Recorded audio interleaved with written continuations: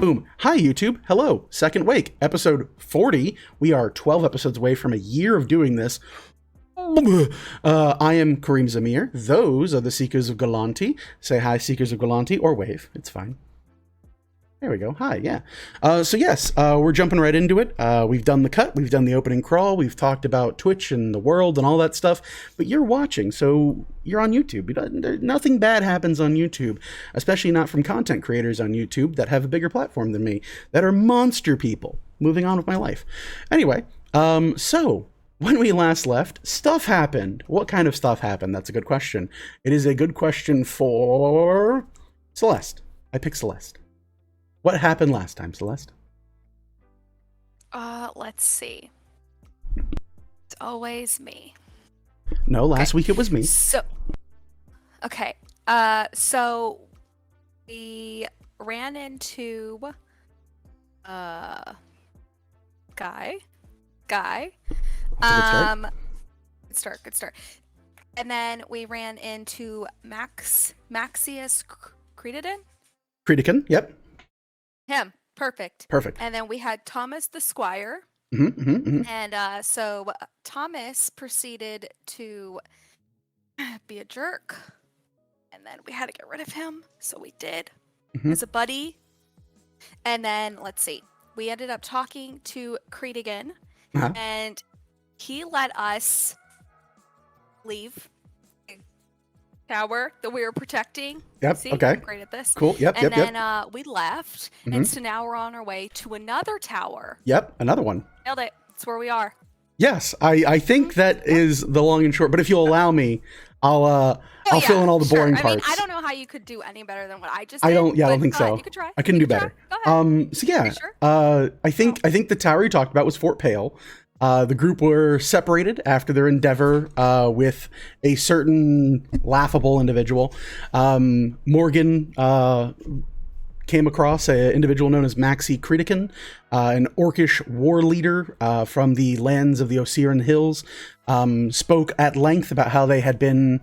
I am going to turn rhythm off. It is too loud. Yeah, that's way too loud. I have to figure something else out for rhythm. Anyway, had spoken at length regarding about a meeting they were going to be having very soon, and discussions that we're going to be having between both the people of the land, as they so say, and themselves for compensation, depending on if they were to perhaps maybe oppose a certain king up in the north. Who knows?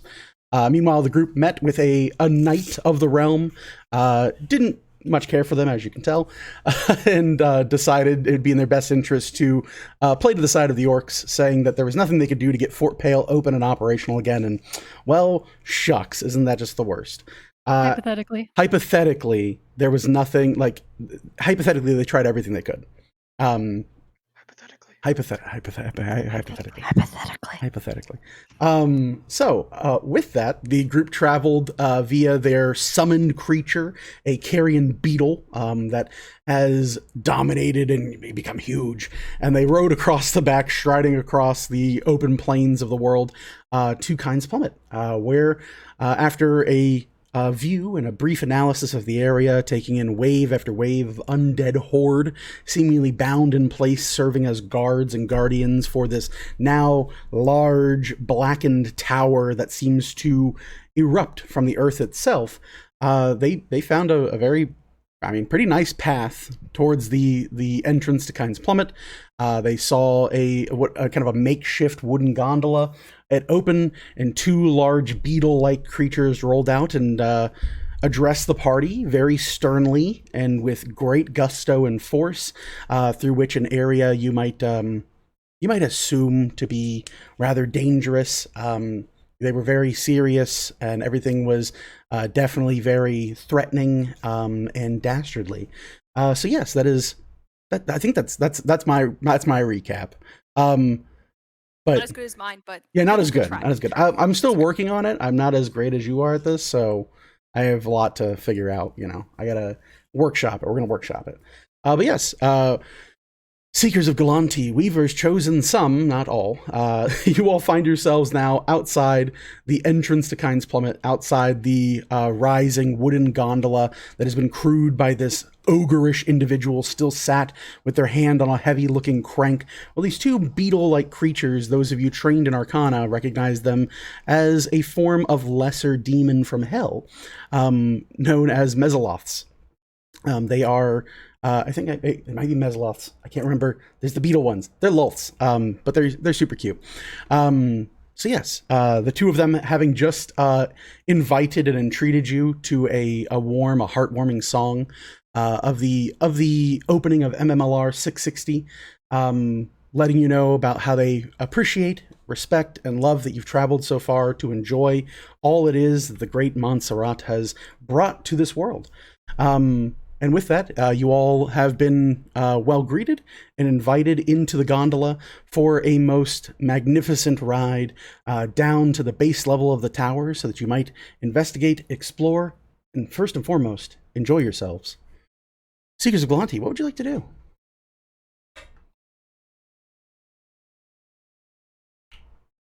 I'm gonna guess this gondola isn't giant beetle-sized? It is not giant beetle-sized. It is size huge.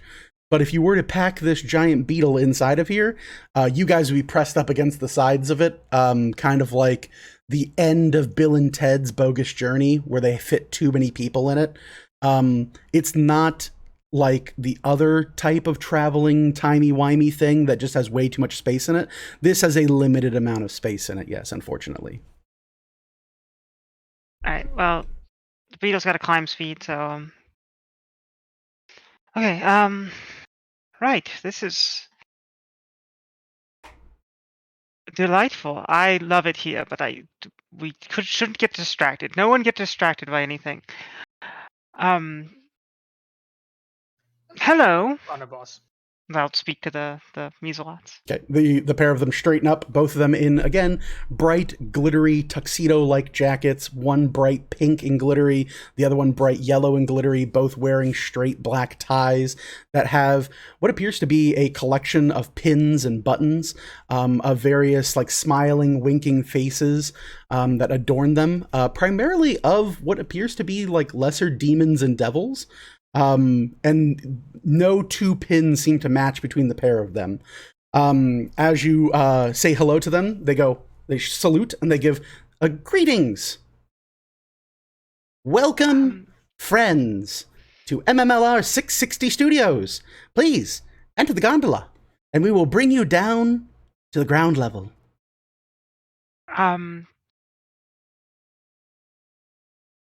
we have a parking or something for a beetle? Oh, parking. Yeah, you can put your beetle with all the other carts and carriages that have arrived to the tower. And where would those be? And you see the other one turn and go, right over there, bud. And you point, and you see there is just a swarm of undead on top of piles of broken carts, wagons. You see ghouls ripping up pieces of wood, peeling the metal off and like putting it into piles and collecting it, and more or less just dismantling it in a big, almost like Romero zombie-esque way of just hordes of undead on top of things. Such beautiful recycling. Yeah, we'll recycle the heck out of that beetle. Ask if they have valet parking. Ooh, that's a good question. Do you have valet parking? Well, no, yes, for, and he elbows the other one, for, what do they deal here? Gold? Gold, you have gold, right? Yes. For a small amount of 10 gold pieces, we will park your beetle for you. No problem at all. No. Right. At this point, Buddy kind of like leans in and goes, not for anything, Miss Lady Dowenvey, but this summoned creature has command word. We could just turn it back into the statue. I know, but are we allowed to bring service animals in with us? Oh, yes. Service animals. Anything of intelligence able to do basic arithmetic, you'd be able to bring in, yeah. JJ is kind of scribbling in her book. She is forging a ESA. A pet license for the giant carnivorous beetle. All right, sure. Go ahead and give me. Hey, don't worry about it. They can't ask you. They can only ask you 2 questions. Don't worry. We'll just lie. What would you like me to roll? Deception. As you were attempting to write a pet's pass onto what appears to be a fantasy theme park of sorts. That would be 18. 18, okay. You get this all in. You, for some reason, are able to illustrate almost like a portrait-esque picture of your beetle. You get it put on a piece of like small note card that you just happen to have in one of your journals. And you sign it and wave a bit of that bardic magic across it, and it looks like I mean, even though this is a thing that does not exist, I would be remiss if I didn't say that it looks like something that should exist. Great. She will show the pass. Because so one of them, the one on the left in the pink jacket, takes it and goes, "Oh, do you read Common?" He says, "I don't read Common." He goes, "Oh, hey, Greg." And he turns around and you see this big ogre looking at you. Goes, "Do you read Common?" "No." He goes, "All right." JJ says, "Vassler, do you read Common?" Can you Vassler goes, translate? Yeah, I read everything actually. Yeah, yeah. He goes, "Oh, you brought your child. Oh, okay. Well, children are free. So that's good. You know what? I'm gonna just assume everything's in order here and hand this back to you. And you know what? We'll bring you all in on the first gondola, and then we'll bring a second gondola around for your service beetle." Thank you so much. That sounds wonderful. Thank you so much. Of course, we are happy to accommodate you here at MMLR 660 Studios. This is truly the best way that we've ever been greeted. We might consider ourselves to be the happiest place on this world, or else.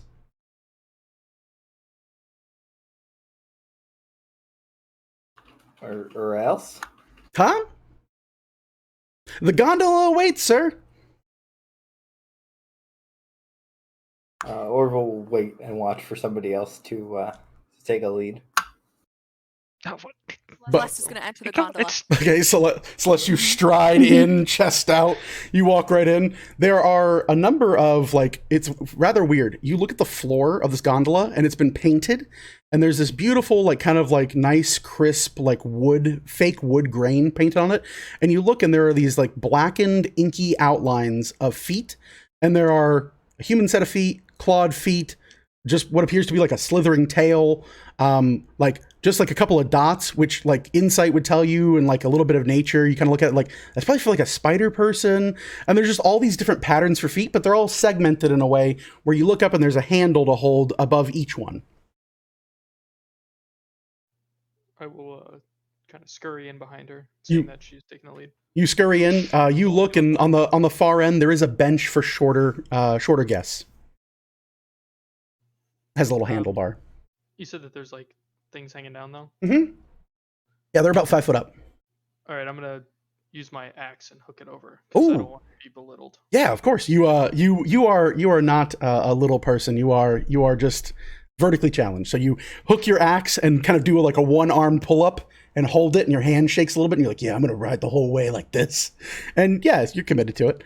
For the rest of you, you do see Bartholomew go, I think I'll wait for the next one, as someone has to tell the beetle where to go.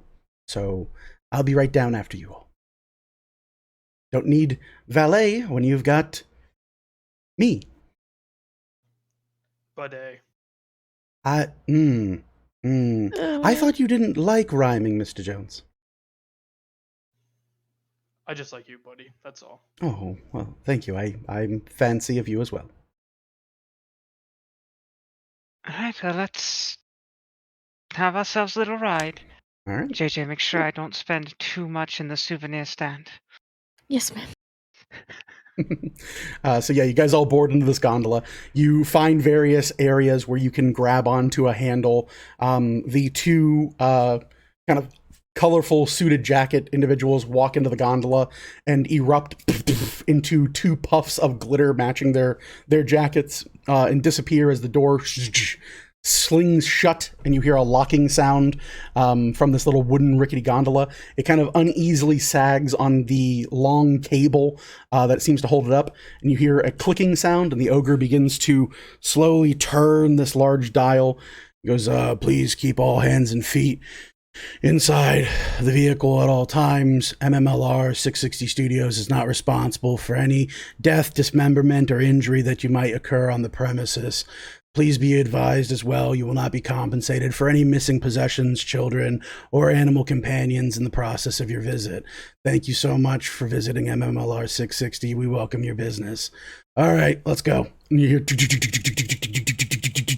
and it starts to slowly slide down this kind of like heavy set cable. As you look, you can see and you hear this grinding sound of sparks. This once very natural forming pit that is known as Kynes Plummet has now been adhered with these very heavy metal looking support beams that have been impaled into sections of the wall that now support this very large almost like monorail system. It is a gondola. It's exactly what I said on the paper. You look and you can see outside the sides of it another gondola on the other side, the opposite facing side. As you guys are peering down below, those of you trained in perception are able to note the other gondola seems really crowded, and you're noticing a lot of banners from the top as it kind of peels away deeper into this deep pit of what appears to be like human knights and the like. The remaining bits of the army seem to be crowded up by the other station. As you guys continue downward, your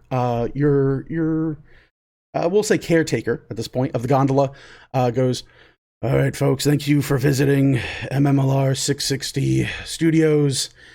We've prepared a special presentation from our founder and CEO. Thank you.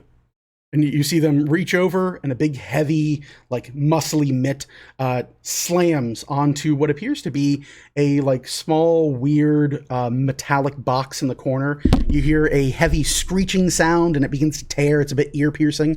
I need everyone in the wagon, in this little gondola, to please make me a wisdom saving throw.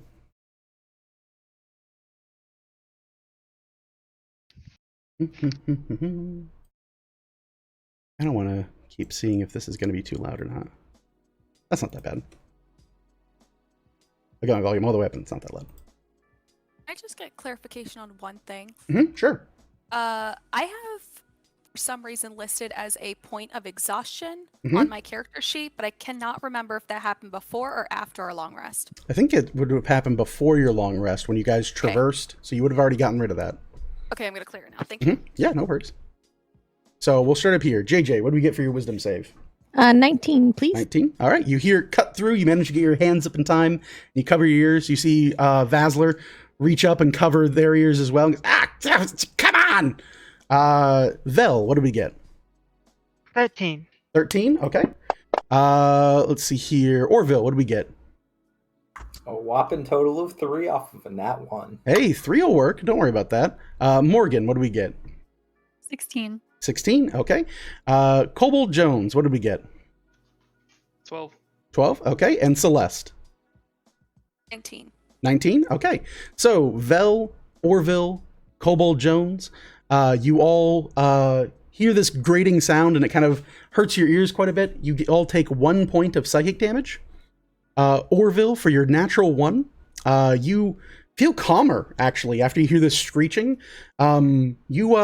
You're not sure what it is about just the hokiness or maybe it's the air down here as you begin to descend literal like hundreds of feet to miles beneath the surface of the earth. But there's just like this nice, relaxing calm as you start watching the sunlight dissipate from overhead and become just a boundary beyond. You just have this overwhelming feeling of all emotions of panic, fear, or anything cast aside. You're entering one of the most magical places in all of this world, and truly you could not be happier. It's a welcome feel as you hear the grinding, rattling sounds of the steel cables up ahead. There's no panic. Everything's good here. You feel very at peace while here. Well, by golly, if this ain't the nicest place that I ever been. So as the box screeches and clacks into place, you hear a kind of like an old, almost like skipping sound of a recorded playback device. This and it slowly translates and forms into what you interpret as common. You hear, "Hello and welcome. Welcome, my friends, to MMLR 660 Studios. You're listening to the voice of the one, the only, Montserrat. Welcome, one and all, to this magical marvel of modern ages. Before you is a testament to so many eons of hard work and arcane acumen. Mages and magical folk alike have sought for time unknowable to spin reality from thought, and yet here we stand at the height of creation. The studio is home to a variety of fantastic programs and ideas that we know you have grown to love and sought to visit us for. Such classic hits as Cards and Constellations Clarified, Jack's Jukebox, The Sage's Advice, and of course, the #1 hit craze morning show, Montserrat in the Morning. So we hope you enjoy touring the studio. You might even meet a celebrity. Keep your eyes open. To all those who have come to this happy place, we welcome you. I welcome you. MMLR Studios is your land. Here, age relives fond memories of the past, and here, youth of tomorrow may savor the challenge and promise of the future. MMLR Studios is dedicated to the ideals, the dreams, and the hard facts that I have created. The hope that it will one day be a source of joy and inspiration to all worlds, and to make me oodles and oodles of wealth and power to see that my dreams are fully realized. So please, come in, friends. Sure. Can we use friends? I'm going to leave it in, Janine. Thank you. All right. Friends, enjoy all that I have built in defiance of those that would oppose me. For those of you from out of the verse, we thank you for making the long, arduous trip to this backwater, godless plane of existence. It was, in fact, the cheapest rent I could afford as a startup. For those of you from this godforsaken place, wow. You really live like this. Come inside so you can glean the future of everything. Once again, we welcome you to MMLR 660 Studios. We hope you enjoy your stay. You hear it like screech off, and you hear this kind of like static click off in the box. As you guys continue to like slow down after this broadcast is played, you're watching in the deeper and deeper and deeper that you go down into this this plummet, this literal depth. I mean, we're talking like the Grand Canyon levels of just depth into the earth. You start to see like small passageways that have been boarded up with big, huge, like painted smiles on, just big round faces and heavy paint that just shows like signs of various like very impromptu, cheap construction that have blocked off what you can only assume to be pathways and openings that have existed for time immemorial from the various denizens of the Underdark, as you now get the feeling and your ears begin to pop into place that you all are sinking deep below the crust of the Everworld itself, to the very core and heart of the planet. And all of this truly, this area.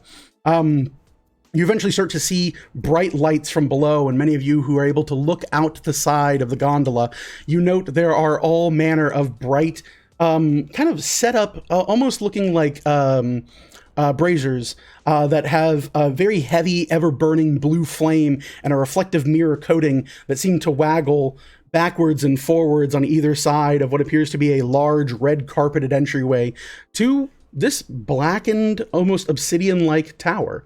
As the gondola begins to slow, you hear the screeching of brakes. Many of you turn and easily kind of feel the rocking back and forth as you hold on to your handles, and you feel a locking in place. And you hear MMLR 660 Studios, ground level. You are parking on the southern end. Thank you for your stay. Please collect all of your things and children, or they will be taken from you.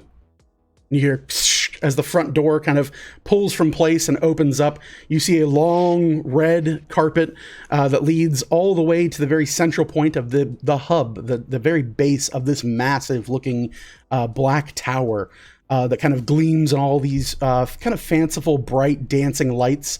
You see the kind of depiction of various like large kind of faded almost like outlines of a person of very like high demeanor speaking into what appears to be like a, almost like for you guys, while your characters might not know, like an old like 1960s microphone. And it literally says MMLR 660 Studios, the happiest place in this universe, or else. And you see two very large doors that begin to slowly creak open. But you guys are welcome to exit the gondola if you wish.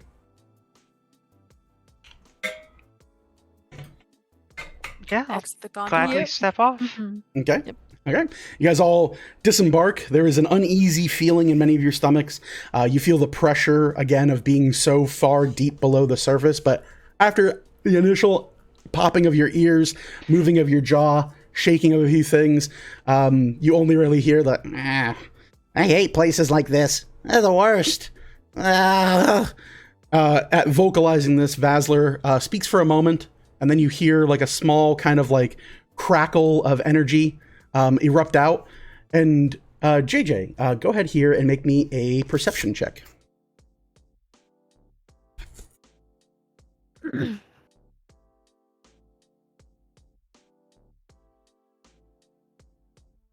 That's a 19. 19. You note Vasler speaking out about how they hate this place. And then you see like a small little bolt of like these like it's almost like a rainbow prism of like just like almost like a little baby lightning bolt emanate from the tower. And these little dancing notes seem to just ever so slightly go around one of Vasler's ears.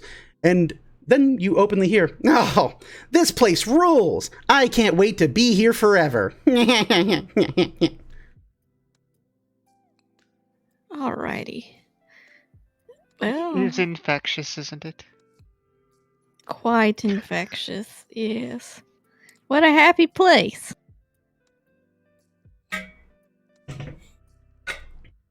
As you guys disembark. Oh, you seem excited. Oh, this place looks wonderful. I can't wait. Let's go. What are we waiting for? Oh, we do stay together as a party. We have to wait for our companions. You're like, we have to wait for our companions. They're like, I'll be right down. And you watch the gondola slowly grind back up the rail. And you can see this point now, it's very heavy turning from this individual, this ogre, attempting their absolute best to get this thing back all the way up some miles back to the surface. As you all are waiting out front, you look, and after a few minutes, another party arrives, and they slowly like seem very confused and like walk around. You watch as this other gondola lands and opens up, and this party exits, and they are clad in heavy armor, plate mail, bearing the sigils and signs of Silverhearth. They look around very confusedly. There is one of them, as you note, kind of like looks very shaky. Their helmet has been pulled off, and their hair is like all manner of crazed and sweat covered. They uneasily step out, many of them kind of like very curiously, swords drawn, one of them with a sword that is dripping blood.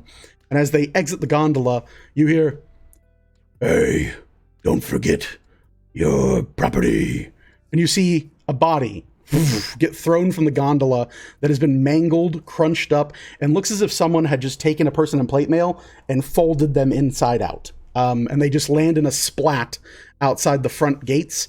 You see the gondola click into place, and there is a group of 3 now of these still living individuals, kind of scaredly looking. All 3 of them turn and draw swords to your group. They go, Are you more demons of this place?" I think that's rather rude. You see one of them kind of turn and look and walk up to the literal pile of a person that is left over, that has been hucked from the gondola. And they go, "Oh my god. and they start crying. And then you see the perceptive of you, a little bright bit of light, strike the person, and they stand up and they go, oh, what a wonderful place, guys. And they sheathe their sword. They seem very calm. They go, it's such a shame that Lithel couldn't make it with us. Oh, darn, just had to argue with the gondola. They turn and look and they go, have you gone mad? This is a terrible, monstrous, wonderful place, and I have never been more thrilled to be here. Sorry to trouble you, fellow visitors. We're going to go inside and look for a member of our group who's been missing for quite some time. We hope you have a great day too. Sorry to trouble you. Were they with you? Was that person with you? Oh yes, well, I guess it's not much of anyone anymore. Was your friend the prince? No. The prince has been missing for quite some time. We finally found a way here. What a marvelous way in. Huh. Well, hopefully the prince is having as much fun as I hope we're about to. What happened to your friend here?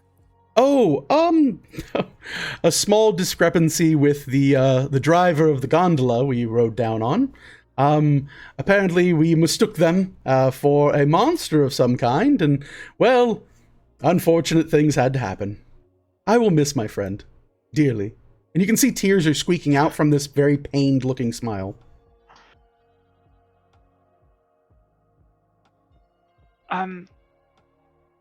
Who were you looking for then? The prince. The Prince of You are Silverheath. looking for the prince. Okay. Yes, we assumed that he had made a formal assault on this wonderful, magnificent place of happiness and joy, and, well, we're here to recover him, so that we can address things in a more calm and happy manner. Are you all waiting for your friends here, or looking for something inside? We have some friends who are going to join us, and then we're going to come in. We'd like to speak with the prince, but we also are hoping to maybe be fortunate enough to speak with Montserrat himself while we're here. But who knows how our day in this wonderful place will go? Yes, who knows? Only the Weavers know, I'm sure. Well, we better not waste any more time, fellas. We've got a prince to find. And they turn, and all three in unison put one hand on a hip, tilt about 15 degrees to the side, and all wave together. And then they happily walk inside the tower, and you see these two doors open up. They walk inside, you can see a large, heavy counter, and you can hear the clicking and rattling of various mechanical things, and the doors close ominously behind them. If we go to a lost and found and immediately find the prince there, I think we should start there. That's right? a good idea. We should start there. Maybe they can do an announcement over the speakers to ask for him to come to the front desk. Oh, that's a great idea. Place. Maybe he could just go to valet parking and we'll meet him there. It's only 10 gold. He's a prince. He has to have it. He has to have it. As a few more minutes pass by, another gondola arrives. It opens up, and you see Bartholomew walk out by himself from the gondola, and then you hear a clicking sound, and from the side of the gondola, the large beetle crawls over, having hooked itself to the edge of the gondola, and it skitters down and kind of like uses the front part of its kind of crest to heft Bartholomew up between his legs and onto the back of its neck. And he kind of slides back into place, and he goes, "Hello." Glad you made it. Yes. Right, everyone ready for a venture inside? See what's before us? I can't wait to see what this happy place has in store for us. I, for one, hope they have a petting absolutely, zoo. Ooh, they could have really interesting creatures in a petting zoo from all across Can I all ask a silly realities. question. Al, why can't we Yes. just put the beetle away? Because if we put the beetle away, and DM, correct me if I'm wrong, but it's a pretty long period before we can resummon it. It's like a whole week. I was about to say it's a week. Okay. Yeah, that is why I didn't want to put it away. It lasts for Got it. 24 hours, and then you can't resummon it for a week. It is for when you need to get somewhere quick. Yeah. And Or pretty handy in combat, potentially, depending upon what happens. I don't know. could be. This place is too kind for that to happen, though, so we'll probably put our helper beetle away eventually, once it can't fit through a door. Anyways, that's why I was hoping that Little Service Beetle would be able to join us. But that's... JJ, you can cast Enlarge Reduce. We have a lot of options. Anyways, let's go inside. I'll start heading towards the doors. All right. JJ will follow. Sure. You guys begin walking down this long red carpeted area. Every so often, Morgan, especially being that you have high passive perception, you step and you can feel, not so much feel, but you hear it. And it's this like strange squishing sound from below your feet. And you take a moment to look down and you can see that it's not a red carpet. It is just drenched and soaked in something that made it red. I do need you to make me an intelligence saving throw as you discover this horrible thing. 21. 21. You kind of grit and go, okay. You can share that with the rest of the group if you'd like, but you definitely notice that, yeah, this is not a red carpet. This is probably a off-red carpet that is now very red. I'm good. You're good. I Okay. keep it to myself. Seems good. So the rest of the group, you walk this long length, these various dancing lights and banners all seem to kind of like emanate from the area. There are various things of like what appears to be like kind of marketing material that seems in various state of appointment and layout. You can see large banners that kind of depict the Montserrat in the Morning program, various like what very clearly are demons kind of like opening their arms and like speaking, looking as if they're singing.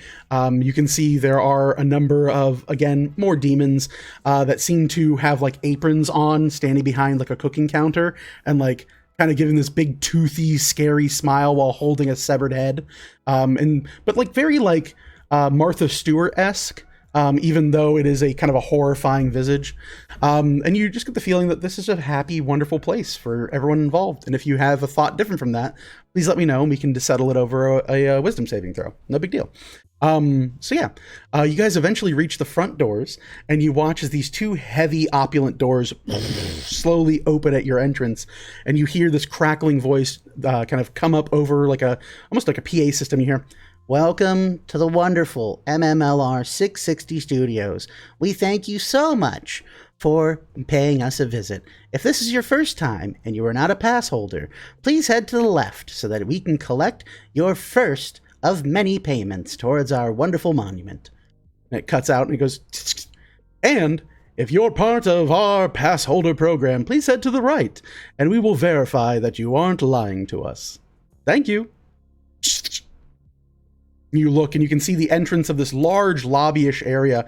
There is a heavy, almost like airport desk on the far end of the room, seemingly manned by very small creatures. These like almost like they're no bigger than maybe about like 2 foot tall. And they're kind of like going through and like looking through things. And it's hard to see them from a distance, but you do look on, there are 2 gates. There's one that is like a covered gate to your right, that just has like these big heavy curtains and then a turnstile and a small like slot. And then to your left, you see there are a pair of like small little counters with what looks like glass and small holes poked in the middle of the glass. And sitting in there in these brightly colored, like bright blue uniforms that say MMLR actor, are these like pointy-eared, long-snouted creatures. Those of you trained in nature know these to be rat folk. And they're sat behind these little booths, and one of them kind of like waves in your direction. No one's already a pass holder, right? I don't believe so. Vansler, are you a pass holder? I have never come to this place before, and I wish I had many times. Unfortunately, before I was subjugated to my wonderful stay in a small, we'll say it's a 5x9. This didn't exist. This wasn't a real place. So Sorry, Celeste. What were you saying? I've never been here. In fact, I think it'd probably be easier to ask if you have been here to raise your hand. Oh. Nobody raised their hand. So, I think we could just, You guys head on the ticket. You want me to go first? I'll go first. I'll lead the way. Celeste, chest out. You hear a click, and this like kind of like grainy voice emanates out as you approach one of the ticket booths, and you hear, "Now serving next in line." Oh, Val, he wants you next. You go first. I'm right here if you need me though. Gladly. Right behind you. Okay, I- right behind you. I'm very aware. I'm like right. I'll approach the ticket booth. All right. You approach the ticket booth. You see this like very deranged looking rat folk. There is a huge like gash wound over one eye. There is snot dripping out of the front of its muzzle. It has these gnawed and like dangerous looking teeth, and its fur is in various states of disrepair. You hear it begin to speak, and you hear this like, "Hey, Seth," and something clicks. You hear a screeching sound, and then a voice comes out through there, and you hear, "Well, hello, and welcome to MMLR 660 Studios. We're so glad you could be here. If you're buying a ticket for a child, that'll be 1 gold piece. And if you're buying for an adult, that is 10 gold pieces. If we can interest you in any of our fantastic family deals, please ask your ticket representative." And you see this rat folk twitch and start scratching its ear to the point where like it starts bleeding and an oozy pus comes out of one of its ears and Not sure. I don't think we qualify for a family plan, unfortunately. So. I think we do. What exactly qualifies for a family plan? you see this kind of like rat folk like lean very forward, and this is at this point again high passive perception. Morgan, you see this creature kind of like move and like give a small lunge forward. Something is holding this thing in place. It's not willingly working this booth, and it kind of like leans up and very almost like Lilo and Stitchish. You see a big gnarled looking cut up tongue lick the glass and this like leave this oozy trail, and then in an instant there's a glitter and it gets like washed away as if it never existed, and it kind of like twitches a little bit, and you hear it goes, "Well, if you consider your family to be found or born with you, we're happy to have you, and more than willing to cut you a discount, friend." I think we do indeed have a family plan here. Oh, in the event you're not local, we do accept other forms of currency.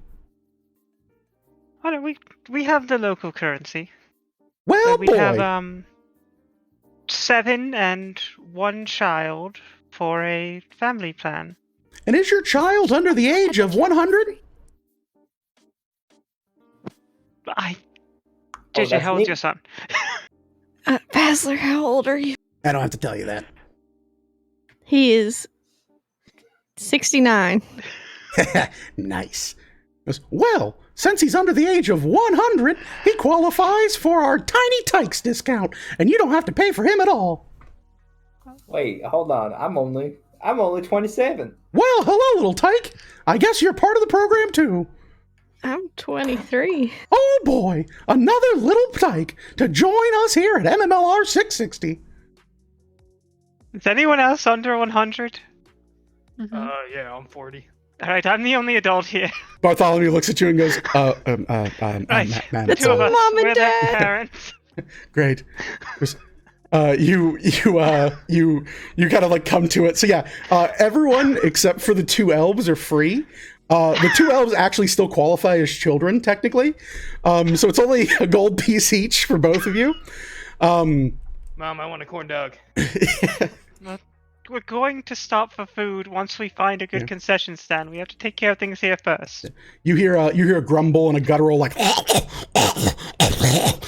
as the rat folk starts coughing up this phlegmy ball onto the ground and wipes its mouth and kind of points and hisses a little bit. And you hear, "Oh, sorry about there, folks, but unfortunately, MMLR 660 Studios is a non-pet studio. We can't afford to have an incident where something that doesn't have an intelligence enough to know better would cause bodily harm to another individual or person. We ask that you kindly dismiss all summoned beasts or, well, do the proper and kind thing of dealing with your pet." If you cannot do so, a representative can assist you with this process. Oh boy! Is that code for valet parking? You see this rat folk like twist and look at you and he goes, sure! Alright, so no service animals.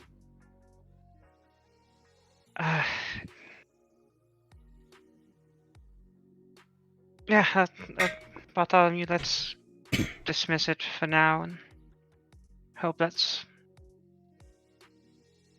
going to be alright. Well, of course, Lady Downbay, and turns and speaks the keyword in Gnomish. And you see the beetle kind of twist, and as Bartholomew kind of like rubs the front of its head, it begins to shrink and shrink and shrink, and Buddy grasps up this obsidian statue and holds it, and then kind of like presents it back to you, Vel. Take it and stow it away. Okay, you put it back in your backpack. And you see this creature kind of look and twitch its eye and go. And it translates over, and you hear, well then, there's just a matter of payment, folks, and we'll get you all set up with a couple of tickets, and of course, for our tiny tykes, a very special treat. I will pay 2 gold. Right, you hand 2 gold coins in. You see the rat folk like scratch at this little like slot where the coins come in and like start hissing wildly and like twisting. You can see its like cut up tail whipping behind it, and it takes the coins and immediately starts chewing them and then swallows both your coins. And then there's a part of its desk that just seems to be like a weird piece of wood, and it kind of like pushes its fingers into the wood and it flips over like a turnstile would, and you see just a big green button and a big red button, and it sits there and stares at it and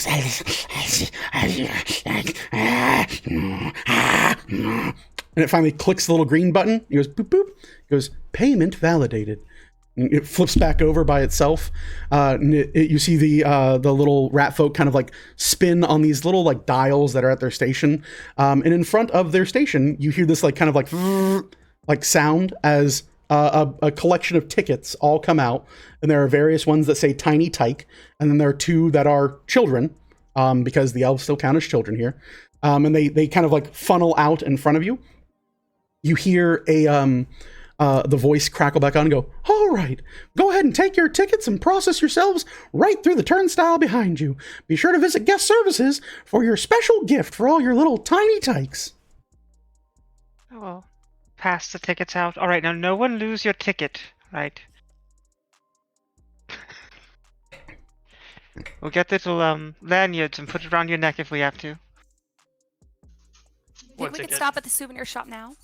Could we do that now? Just We're going to go to the souvenir shop afterwards. We have to go to some of the rides first. We'll go. We'll start with your specials. Let's go get every tiny tyke the special whatevers. Hey, Kobold. Hey, Kobold, can you hold my ticket for me? Sure. Just hands it over. Okay. Immediately goes back to being wowed by everything around. In absolute fascination. I'll nudge Celeste, be like, hey, I only have 1 ticket. What? Just handed you a ticket. That makes 2. Yeah, but now there's 1. What'd you do with the other one? Did you eat it? I was hungry. I was so hungry. Kobold Jones sits there with scraps of paper in his teeth. I haven't even gone through the turnstile yet. I just wanted a corn dog so bad. We're going to get you a corn dog. It's probably made of delicious human. Excuse me. You see there's a name tag, and it says, hello, my name is, and there's something written in a language that is like probably like undercommon, but then it's like scratched out, and it says Frank, and I'm from the Underdark. Right, Frank, could we get just a couple more tiny tyke tickets just in case? You know how kids can be always eating their tickets. It translates and it goes, Well, I'm so awfully sorry, but only one tiny tyke discount can be applied to a person per lifetime. If your ticket goes missing, I'm afraid you'll have to buy another ticket at our premium rate. All right. What's the premium rate? Well, simply put your hand on the counter, and your premium rate will be deducted from your magical bands. Nope. We have all the tickets we need. We're good. Thank you so much. How do we have all the tickets we need, Celeste? There's still scraps in his You mouth. literally He's just ate mending one, it and now we together. can't have everyone enter the park. You see Kobold Jones, like, inching Orville's ticket near his mouth in a very corn dog-esque fashion. I take the ticket away from Kobold. Aw, Mom. Uh-huh. Yeah. Mr. Jones, you're being a bit of a dick. Jonesy, throw up that ticket. We need it back. Okay? Just do what you gotta do. We need the ticket back. You don't know how much the thing cost. Okay, fine. But I get 2 corn dogs. I don't even know what I don't know what a corn dog is, but sure, you can have this corned dog when we get inside, Mr. Jones. All right, I'll make myself throw up. All right, you turn in the corner and and you try your best. So here's where I'm going to get really weird on you. Kobolds don't have a gag reflex. So how do you make yourself throw up, Kobold Jones? This is a real thing.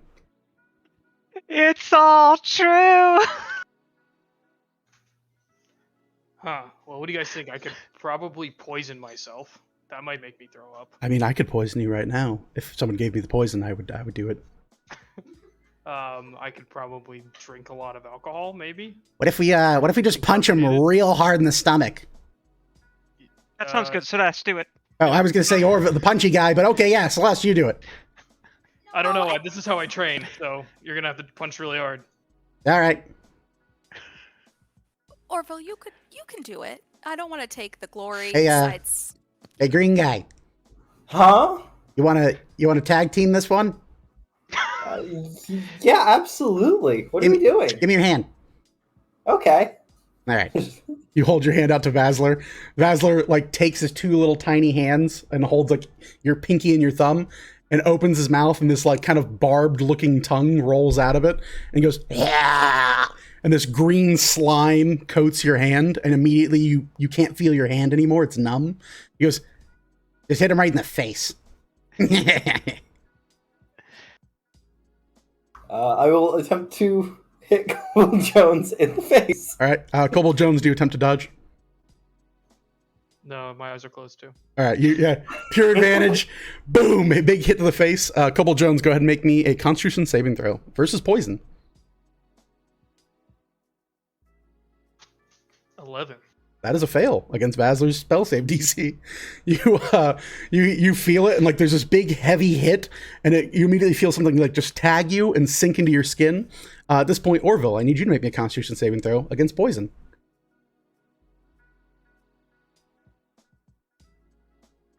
Also fail. I got a 10. Oh, geez. You start feeling a little nauseous, the pair of you, as you guys are standing outside, the 2 size small creatures, both kind of like, oh, I don't feel so good. I don't feel so good either. And then, almost in tandem, the pair of them go, and they start just heaving everything they've eaten over the last about week, just right onto the ground, to the point where you start hearing a soreness in their throats as they continue on for about a full 30 seconds of a almost exorcist-like hurl.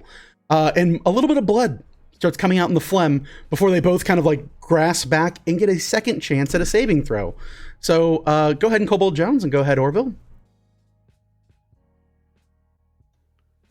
That's a dirty 20. Dirty 20 will make the save. Kobold Jones stops throwing up. Orville? We're at 11 now. 11. You continue to throw up to the point where you are now vomiting blood. JJ, you know Vasler is now kind of like moving a bit up and down on the baby Bjorn, clapping his hands together and laughing. Sucker! Look at him throw up. Can you stop him from throwing up now? Why would I? He'll die. Or do I need to fix it? Well, Huh? I need him alive. Oh, sorry. JJ, can you, I'll fix it. At this point, now bleeding. Orville, JJ's gonna cast Lesser Resto. There you go. Orville, you take 6 points of poison damage, and then JJ tags you with Lesser Resto, and you feel the back of your throat burned up. The effect of happiness is quite diminished at this point, as you are going through personal trauma that has nothing to do with MMLR 660 Studios. So there's nothing making you happy anymore. You were just in your own personal hell. So do with that as you will. You're not forced to be happy anymore. All right. Yeah.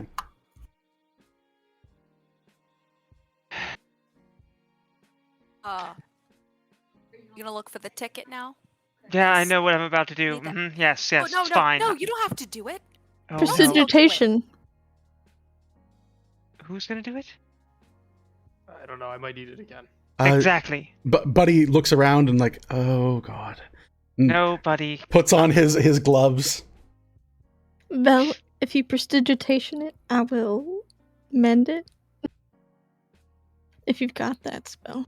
Yes, I can help clean it up a little bit, but I don't want to remove what we're trying to fix anyway. So let's go through this, and I'll cast Mage Hand, and I'm going to start sipping through with a Mage Hand. All right, we'll speed it up a bit.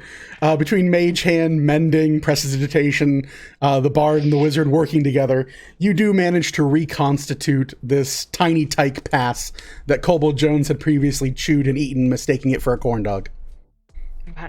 It's Now I have a little soiled, but you know, you weren't collecting these anyway. another prestidigitation on the completely cleaned one that's Oh, moved yeah. back together. You just like grime Right. slowly peel out of what appears to be paper. My ticket. I have my 2 smallest tickets.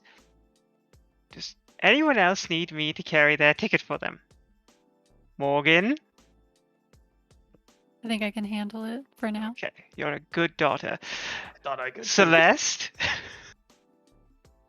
I think I got it, but if at any point I feel any urges to eat I my sh- ticket, I will give it to you first. Sons, I need you to look at your sisters and know that this is what you need to stop behaving like. I'm very disappointed in both of you. When I woke up today, I was not anticipating being your father, parental figure, but honestly, now that I say it out loud, it makes a lot of sense, actually. From now on, you shall address me as Papa, Father, or Dad. How about Daddy? No, that's creepy. We don't do that. You're not a gnomish harlot. We don't use that word. That's more than I wanted to know about my father. Your father has a checkered and dark past. I've been over this with you, honestly. I don't know why am I explaining myself to my employer And daughter? yet I'm still with him. Let's go into the park now. This is reminiscent of a city I went to where you could rent a dog. Hold on a second. I'm not done talking, and he like starts going after you as Buddy slowly becomes like the Christmas Vacation family. Just you guys approach the turnstile. You see sat at the turnstile this small kind of like ravenous looking creature. It is blue skinned with a long hat that trails down to its ass. And it is only about, give or take about Vasler size, like 6 inches tall. And it stands in the turnstile and you hear, "You there, you there, you there, you there, you there. Tickets. And it vibrates, seeming to move back and forth as quickly as it can. I've got a couple of little ones who can't handle their own tickets, so this one is for the green one. You hand it, and it immediately gets ripped in half. And it goes, go, go, go, go, go, go, go, go, go, go, go, go, go, go, Go, Orville. Go, Orville. Orville's gonna take his time. You slowly, and you watch as this little blue creature is vibrating, and like literally trying not to be mad about how slow you're going. And it seems to like scream with its eyes as if an eternity is passing while this happens. It goes, and then as soon as you hear a click in the turnstile, it rushes over and flips a small little counter just off to the side of the turnstiles and comes back as if propelled by some unseen force. And here's for the purple one. You, again, instantly ripped. Just go, go, go, go, go, go, go, go, go, go, go, through the gate, go. I'll rush a little more. You, it goes, it flips another counter. I'll comes give back. my ticket and walk through. All right. As everyone else continues to give your tickets, the same process goes. This small little creature takes a port, like just rips the end of your ticket off at a small perforated edge, then allows you entry into MMLR 660 Studios. You watch as you guys finally enter the area proper. There is a beautiful open area, a large help desk off to the side. There is an entry, not so much shop, but you do see a large ogre individual with a painted white face and some various like bright makeup and a big fake wig that seems like kind of like almost like you took like a blonde wig and you kind of like wrapped it around your head in like a turban. And they're kind of like hokey a little bit, and they seem to be wearing like this big fancy almost like a ball gown. Sat beside them is a cart laden with various things on a stick, light up wands for what it appears to be, a number of balloons that are blown off to the side, and you hear, "Welcome, one and all, come get your stuff, or you can find other stuff inside the tower." And then on the far end, you can see this big heavy desk with small creatures working, standing on stools. It is empty other than you all in this lobby, but they have written kind of like a long band that runs the length of the counter. They have, and a few of you will note this, they have help desk written in what appears to be every language, just kind of spanning the whole front of the desk. So you pick it up, you're like, hey, it's an Elven. Oh, it's an Infernal. Oh, that's in Tiefling. Oh, that's in... And you're just like, oh, okay. Like Gnomish. Oh, great. And then to the far end, you note on either side of the help desk, there is a door with writing above it that has a very beautiful looking kind of like teal curtain. And then you see there is another one to the right of it that has another kind of teal curtain with writing above it. And every so often you're seeing like flashing lights come in from that side that kind of like dance out every so often. But what would you all like to do as you enter the lobby of MMLR 660 Studios? Okay. Who wants their tiny type bonuses? I definitely do, and JJ will go turn in for her and Basley. You walk up to the counter. You're the first one to see these creatures kind of front and proper. They kind of like look hunched a little bit, and they seem like they are like older, kind of like nasally looking creatures. And they're stood up, and they are no bigger than about the size of a gnome. They have blue skin and whitish hair that kind of emanates from that. And you see all of them are wearing name tags. Go ahead and roll me a d6 if you could. A 1. Okay. Oh, 1. You see the one that you approach has a large bulbous nose, is leaking a little bit, and you hear, hello. welcome. Hello. Welcome to MMLR 660. Nicest place in all the places. How can I help you? I think we need to both turn in for our tiny tykes. Oh, you're a bunch of tiny tykes. How lovely of you. Oh, sorry, I'm desperately allergic to outsiders. And like wipes snot down the front of their uniform, which then turns into glitter and disappears. They look and narrow their vision. They have kind of like a small little hat on. They point at you and they go, what's your favorite animal in all of the world, little girl? You too, little guy. Here, my favorite animal is a human. Favorite animal. He goes, oh, okay, not a problem. And you see they reach under the counter, and a small, tiny little box that is gift wrapped with a big, bright red bow is sat on the counter for Vasler. He goes, and how about you, little girl? I think I'm partial. Sorry, bless me. Bless you. A rabbit. A rabbit! Very good. And you reach down and you hear like a thump sound, and then a crate is sat down, and it's a little bit bigger than Vasler's crate, but again, a bright bow on it. He goes, enjoy your tiny tyke gift. Thank you. Thank you. And JJ will grab hers and Vasler's and kind of just back up. You back up from the counter. For the rest of you guys, what do you want to do? Going up to the counter. Okay. Swarm over to Are you going to the same person, or are you going to someone different? Same person. Same person. You see this big bulbous nose creature. Hello. Oh, goodness. And there's just strands of snot that emanate out, and they, oh, God. And they wipe their nose and wipe it on their uniform, and then it's immediately cleaned. Celeste, what do you want to do? I just want to turn in my little ticket. Oh, another tiny tug! Shirley, thank you. Hold on. Oh, okay, we're good. I'm gonna. What is your favorite animal? At this point, you see snot emanate out and kind of hit you in the face. I need you to make me a Constitution saving throw.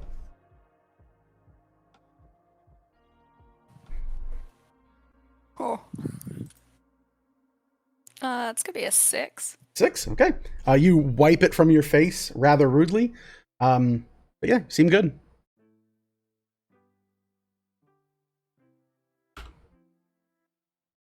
A wolf. A wolf is my favorite. A wolf? No, like no, a goat. oh, A goat. a goat? A goat wolf or a wolf goat? Oh, just a goat. Just a goat. Okay. That's cool. And reaches down and produces a small box with a ribbon on it. Goes, here you are. Enjoy. Thank you. Of course. Thank you.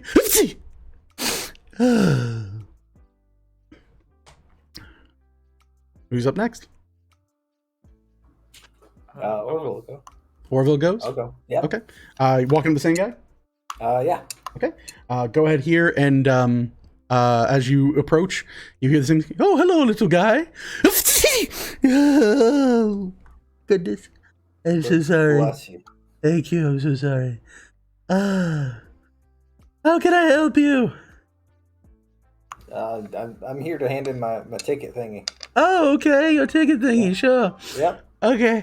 Oh, little tyke. What's your favorite animal, little boy? I like worms. They're the juiciest of the bugs. Worms are the juiciest. Okay.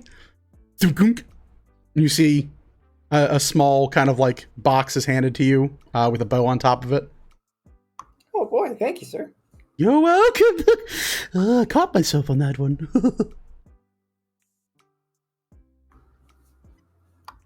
Cobalt Jones, you walking up? I want to see what is in their boxes first. Okay, you wait to see their boxes. Anyone else? Morgan, are you walking up? I'll look up. Okay, going the same guy? Sure. Okay, you walk up. A big sneezy sound, constantly. Oh, welcome to the studio. How can I help you? Hi. I Hi. wanted to turn in this ticket. Oh, another tiny tyke. Oh, caught myself. Okay, what's your favorite animal, little girl? A cat. A cat. Oh, nice little cat. Reaches down, pulls out a box and sets it down. And you see snot coat the top of your box. He goes, I'm sorry about that, but everything inside is still safe. Can I use Mage Hand to like wipe it off? Yeah, you start like, Grab and like boogers and strands of it are all just falling off. But you return with your box. You're probably down a ribbon. You probably don't get to keep the ribbon, but yeah, easy enough if you're using Mage Hand. So yeah, you guys all have your tiny tyke boxes. Vasler immediately opens theirs up and starts ripping into the packaging, this like wrapping paper that's all covered in musical notes and the like. And there's a small little like piece of like, if you've ever gotten a collector's edition of a video game and it comes in that big like crappy thin plastic, that's what these things are covered in. And there's like a big, like, a lot of signage that all says like MMLR 660 collector's item, Tiny Tyke initiative program.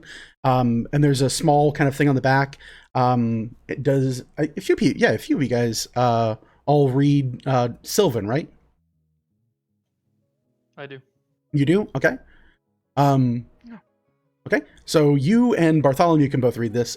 Cobalt Jones, you see written in Sylvan in like dancing, flowing font. It says, "Get 'em young, hook 'em young, and they'll never think to run away from you." And as Vasler opens the box, he's like, "Whoa, awesome!"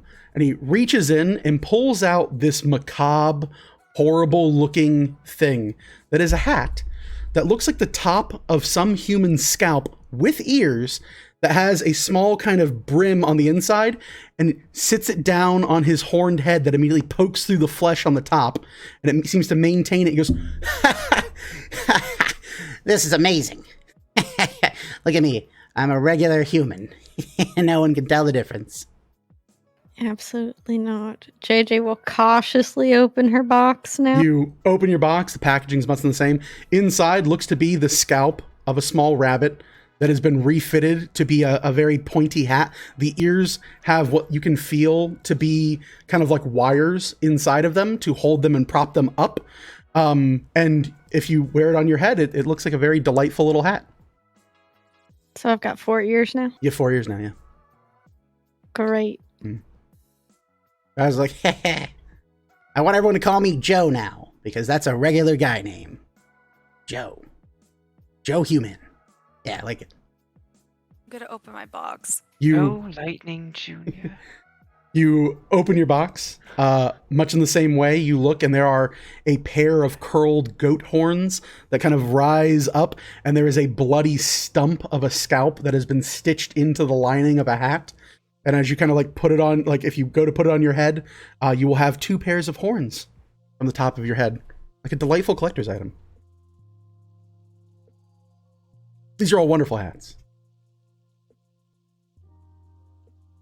While my children are opening their delightful gifts, I'd like to approach one of the other attendants at the help desk. Sure. Go ahead and roll me a d6.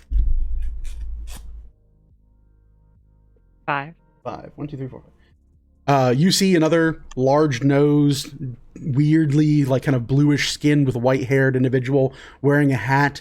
And as you walk up, you hear a grumble. Can I help you? Yes, I would appreciate that greatly. Great. This is our first time here. As you see, I've got a rather large group of my kids here, and I was hoping we could have a park map. Park map. They always want a park map. We don't have no park map, lady. It defeats the purpose. Okay. Oh, okay. So that's part of the fun. Got it. Like I said, first time here, so understandable. We were also wondering. We had some friends who arrived before us. We were hoping to meet up with them. Do you have any means that we could find out where the little Prince of Silverhearth might be? Can't tell you the location of other people here, ma'am. That's an invasion of privacy. I'll have you know. I take my job very seriously. They adjust their little name tag. That's very understandable. They are a friend, though. So, is there anything you can do? I can help you. What do you want? You want to get started, or are you just gonna jab all day? Well, how do we get started? You pick a path.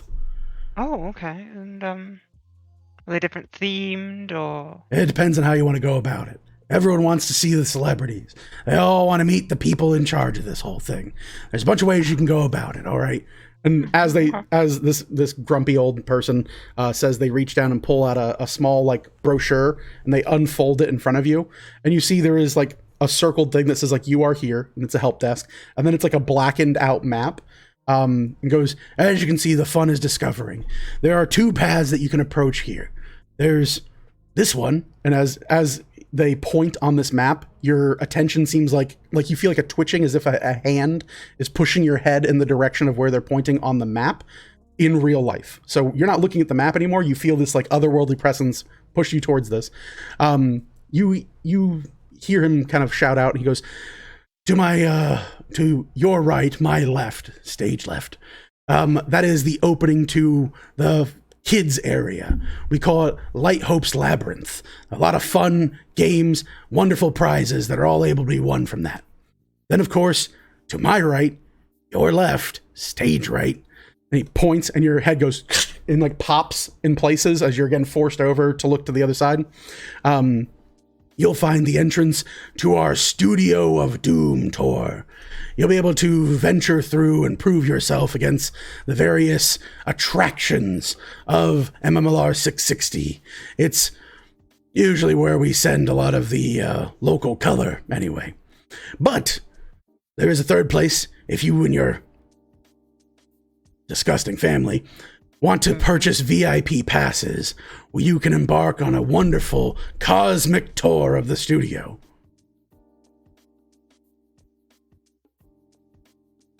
How much are VIP passes? 1 life per person. Okay, that was my question. Mm-hmm. Right. Well, that does make sense, actually. You would give your life, and then you could have a cosmic tour. All right, well, thank you very much. So, can I take this and the brochure? Yeah, it's yours.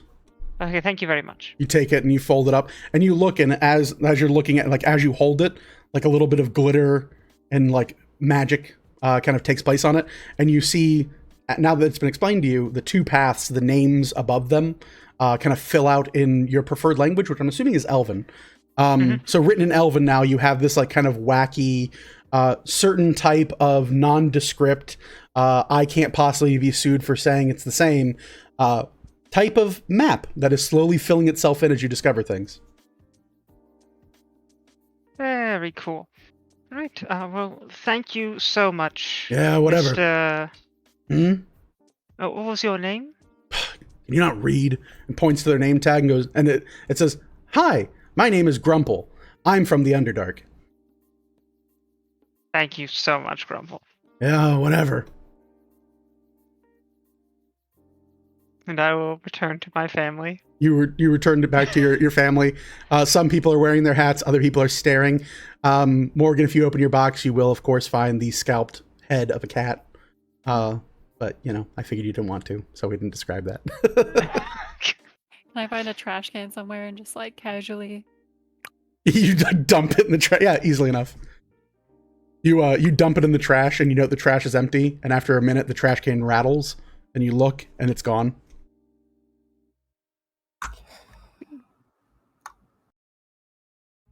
Orville, James, are you opening your is a box? person. Oh yeah, Oh. I am really curious as to what this Sure. is because I'm fully expecting to be a walking chode at this point. You know, put this on. Whatever. You open yours, and being that your favorite animal is a worm, your hat is not a scalped worm because worms don't have scalps. So how would they do the hat? Of course, they do it the same way they do it at another fun park, which is you have this little like beanie of a hat that sits on the very middle of your head with a strap that goes under your chin, and there's a large spring with a live wiggling worm that just kind of like dances back and forth, and it bounces around your head. I'm tying that on immediately. I love this. Yeah. This is great. Who is wearing their hats, by the way, other than Vasler? Okay, so many of you guys notice every so often JJ's hat that has 2 rabbit ears sticking out of the top of it. Every so often, one of the ears twitches and seems to kind of move independently of JJ.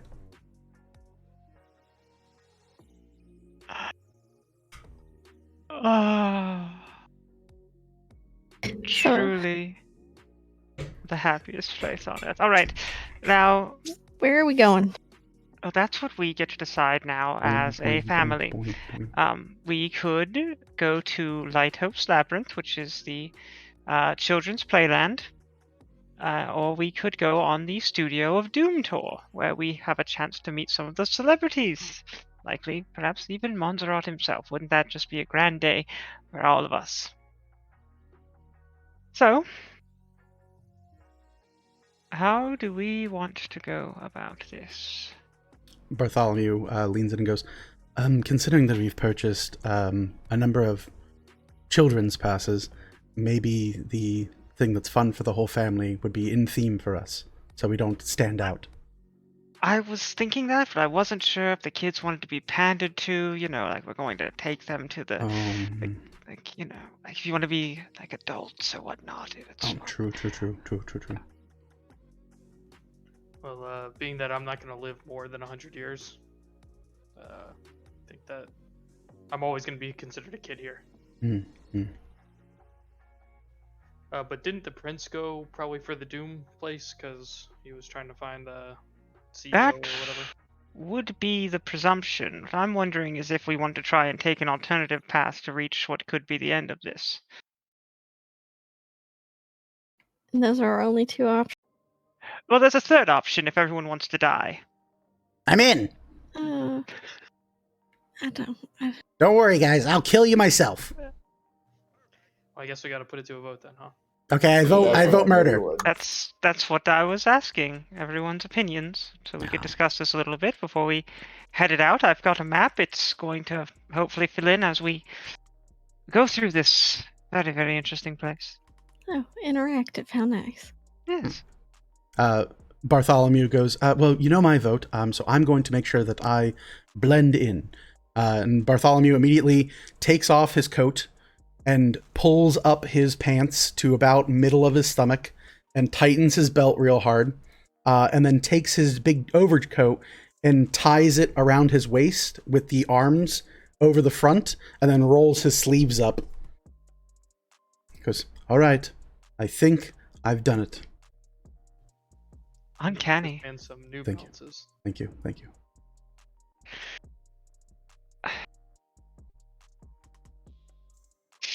All right, so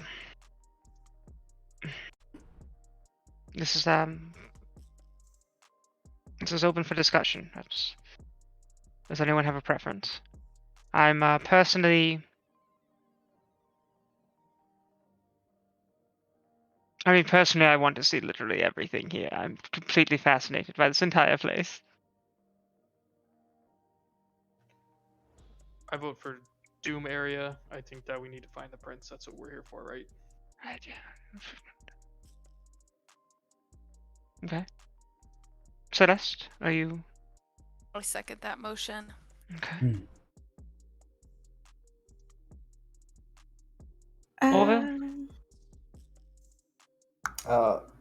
I haven't been enjoying it much, so I was hoping to get a little bit of enjoyment out of the labyrinth, but that's where I stand on things. Okay. We can certainly go to the labyrinth. I think that's where I want to go, because anything with the word doom in it is not for me.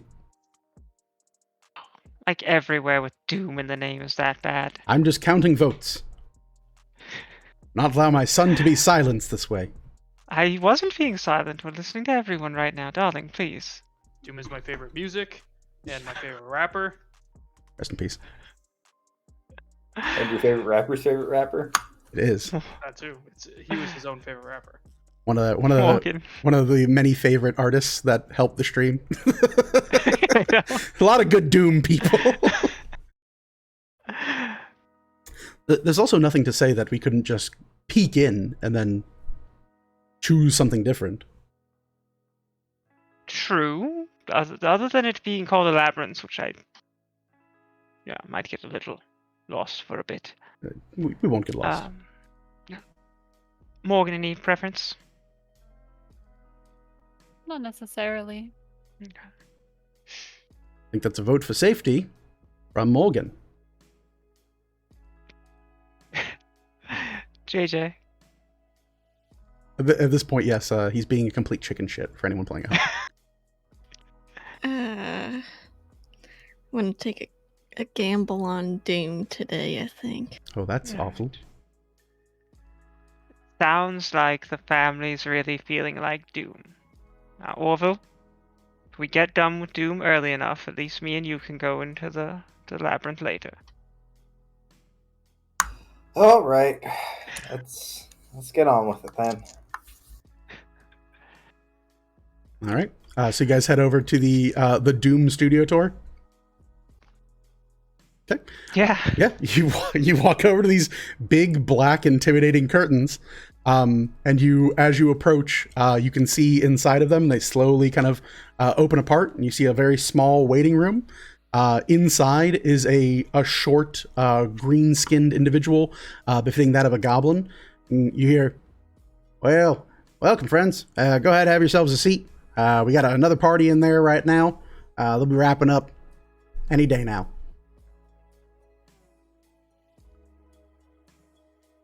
Day now? What was the wait time?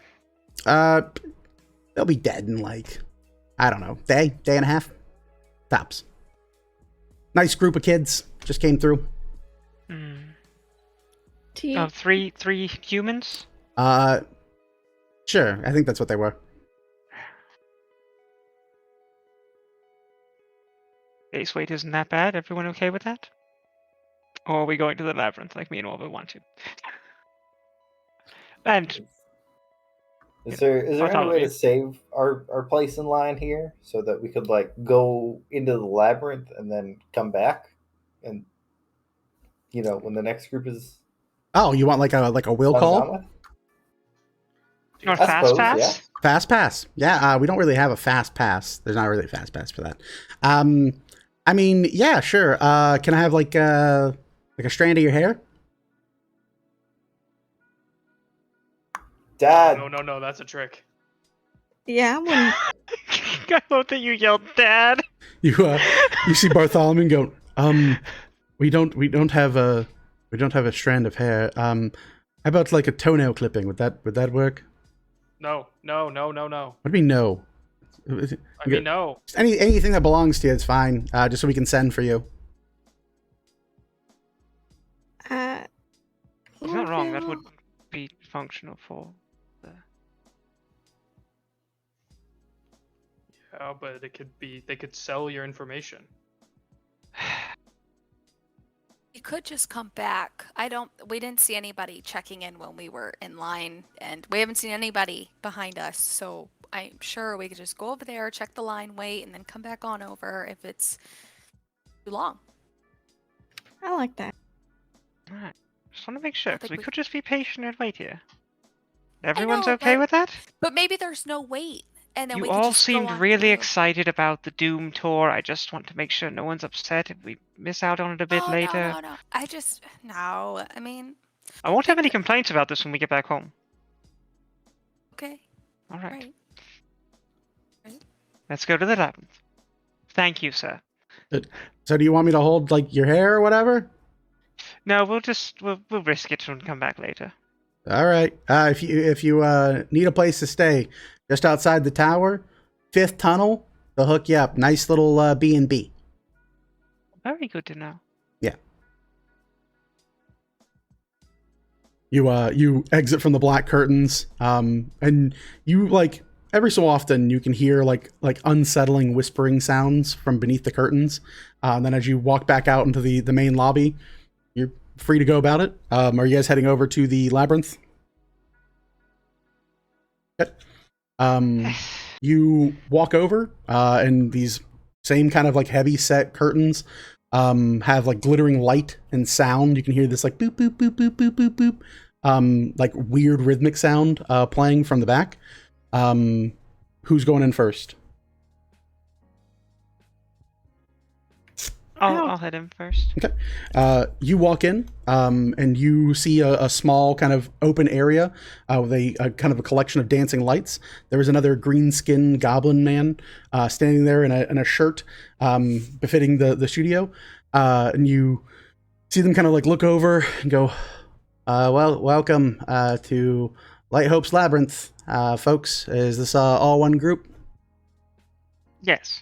All right. And turns and looks, and you see there's like a counting board, and it goes 1, 2, 3, 4, 5, 6, 7, and like rolls up, and you see that there's like, it says like current occupancy, and it says holds 100, and it says that there's 30 people that are already here, and it rolls to click into place. It goes, all right, is this your first time visiting Light Hope's Labyrinth? Yes, it is. All right. Things to know about Light Hope's Labyrinth is a paid attraction, first and foremost. It contains some of the most fabulous and fantastical things in this universe or the other, and of course has been brought to you in part by the creations of Callie.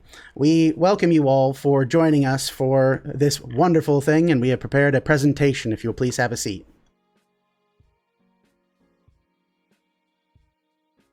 JJ will go seat. All right. You have a seat? I'm gonna look for one that's in the middle of the theater to make sure I get the full. Yeah. You know what I mean? Like the best seat. Mm-hmm. Talk about. Sure. You sit right in the middle. Or was going to sit as far back as possible. You sit. There's like 3 rows. Oh, You're effectively in that part of the haunted mansion where like you sit before the room starts spinning. You know, it's like the entryway thing. You guys all find chairs as you will. The goblin turns and pulls on a cord from behind this like other curtain. You hear a clicking sound as the lights dim and go kind of quiet. And from behind where the seats are, a bright light shoots and emanates out onto like a projected screen. And you hear the goblin speak and go, "Please hold all questions until the end of the presentation. Thank you." You start hearing this reel just as a film plays. And you see this like bright and kind of like colorful like white set with a large kind of counter. And you see this kind of chubby looking goblin woman walk in on screen and sit down, and you hear, "Hello, you, yes, you, talking to you. Hi, you look bored and full of life. Would you like to lose some of it for enjoyment and things that you'll never get to experience again?" And you see this goblin kind of like look around and seem to like look for the voice and shrugs and goes, "Well, we've got a fantastic offer on for you. For the low price of fragments of your soul, you too can embark on wonderful, magnificent journeys beyond space and time." And you see the goblin kind of look around and go, "Well, you're wondering how to get started. Well, let's talk about it today." And you see this individual kind of like get thrown out of this chair and like stumble around and kind of like slowly walks in this open white set. He goes, "Here at Light Hope's Labyrinth, we entreat you to a wonderful variety of games and prizes, fun for the whole family. All you need to do is visit our token machine when you first enter. By placing your hand upon the token machine, you'll be granted a number of tokens coinciding with the amount of, energy you're willing to expend here within the labyrinth. After all, what you leave here is ours to keep, and we thank you for it." And you see the goblin kind of like place their hand on this like blackened stone, and it is this like weird, like it almost looks like a human's head with a long drawn mouth. And as they place their hand on this tablet, there's like you see them wince and pull their hand back, and there's like a little bit of blood on their hand, and these coins fall out of the mouth, and they kind of collect them up and goes, "Make sure you don't lose any of those coins. You'll need them later to enjoy the wonderful things we have planned for you within Light Hope's Labyrinth." And you see them kind of like look around confusedly. They start walking forward, and you see a thing fly into like the picture on wheels, and it's this tall looking like square box with bright flashing lights emanating out of it, and it just knocks this goblin woman over, like just completely topples her. She like crashes and rolls off screen before coming back up and like fixing her hair and like angrily putting her hands on her hips and goes, "Sorry about that. This is a light box. It contains a wide variety of fundamentally fun things for the whole family. By inserting your tokens, you can win a wonderful prize we call tickets. By accumulating enough tickets, you can win fabulous prizes. What kind of prizes, you say? Well, all manner of wonderful items and collectibles that have been assorted from various well-sourced and natural materials. Or, if you're looking for the celebrity pass, you can get a VIP studio tour that'll allow you a meet and greet with the grand creator themselves." And the camera pans up, and you see this like blackened out image of a person like talking into a microphone, and then cuts back down, and you see the goblin like kind of like shrug and like put a couple tokens in the machine, and then kind of like reach up, and you can see her like moving some type of stick and tapping her hand on it. It goes, "Look at that. So simple, you already know what you're doing." And like a few tickets come out and goes, "Don't worry. If you ever run out of tokens or you run out of tickets, we're more than happy to trade anything, and I truly mean anything about yourself away for more fabulous prizes and wonderful winnings. If you have any questions, please seek a park representative and they'll be more than happy to greet you. But don't hear it from me. Take it from these satisfied customers." And it pans over and you see there's like this like sunken in, very like skeletal looking individual. Their eyes are glazed over and they go, "Light Hope's Labyrinth is so fun. I could spend my whole life here." And you hear, "Oh, what a wonderful review. But don't worry. With your wonderful tickets, you can go to our prize center and redeem them for those magical things we talked about. What do we have for today's top item, folks?" And it cuts over and you see this large glass counter, and there's a woman with her hair up in like a bun. And she seems to be of like halfling nature, sat atop a very large stool. And on the back wall of this like prize counter, there are a number of crazy items, from axes to robes to these golden looking necklaces with a long pass. And then you hear her speak and she goes, "Oh, today's top prize is straight to us from another dimension. We call it the Horn of Valhalla." And she holds up this like cracked looking Viking horn. She goes, "By blowing into the side of it, you can summon Valkyries straight from someone's heaven to aid you at your time of need. Yours today in Light Hope's Labyrinth for only 1,000 tickets. Goes, "Whoa, only 1,000 tickets? What a deal!" Well, I know I'm excited. And folks, I'm sure you're excited too. So, without further ado, step through the curtain and let's get lost in each other. And you hear the reel go and fiddle a bit, and then it goes dark, and the lights come back on, and the goblin looks over and goes, "We will now be accepting any questions before you approach Light Hope's Labyrinth." And as they do so, they pull, and you see the curtains spread. I need everyone to make me a Constitution saving throw.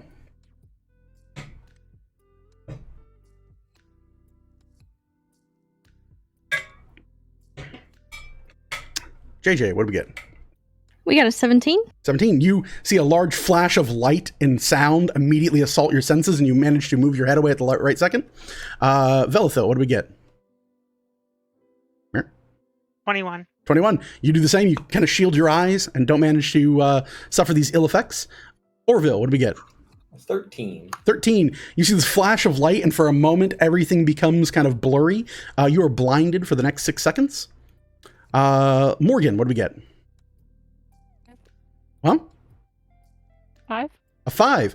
Morgan, you see this flash of light and sound assault your senses and threaten to drive you a bit crazy as your vision is robbed from you and you are made blinded. And you should make me an intelligence saving throw. Kobold, what do we get? I'll come back to your saving throw. Dirty 20. Dirty 20, you're fine. Celeste, what do we get? 16. 16. You have a moment like Orville where you kind of like, ha! And then slowly there's like this blinking vision. Not as bad as he got it, but yeah, it is what it is. Morgan, what do we get for your intelligence save? 18. 18. You manage to grit and hold your sanity. You wipe your eyes and slowly look, and a small bit of blood comes down from your eyeball. You take 3 points of psychic damage. Sweet. Sweet. Did you roll for Bartholomew? Vasler is immune to blinding, so he'll be fine. But Buddy is not. And if Buddy rolls a 1, I want to know about it. He did not. He rolled a 5. Well, shit. He's blind for a little bit. Go ahead and make me an intelligence saving throw for Buddy.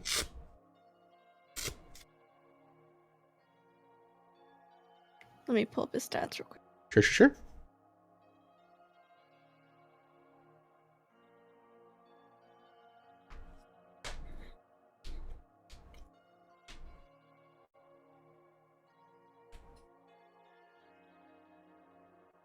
13. 13. Manages to hold on to what remnants of sanity that Bartholomew still holds. But you do see blood crawl down the side of his face, and he takes 3 points of psychic damage. Goes, "Oh, that's bright." Oof. And you see the goblin look at you and go, "Do you all have any questions, comments, concerns?" How much is the VIP pass? The VIP pass, I'm not sure, ma'am. You're going to have to speak with one of the prize redemption specialists.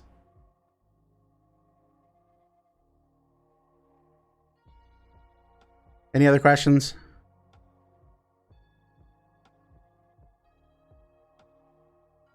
Is the VIP pass for a group? Per person, it's a pass. Okay. Well,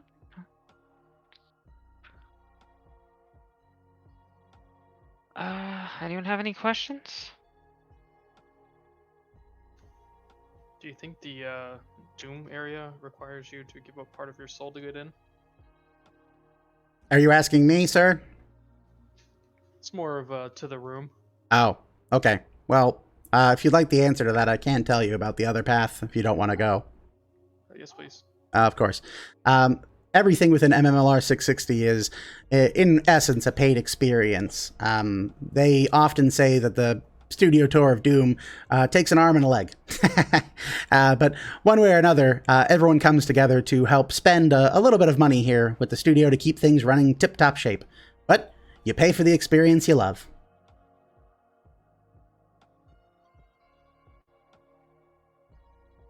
In essence, I have been told it's described as either paying your way in blood or paying your way in spirit.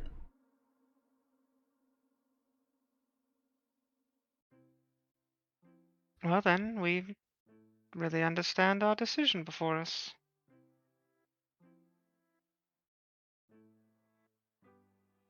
So, what does everyone want to do?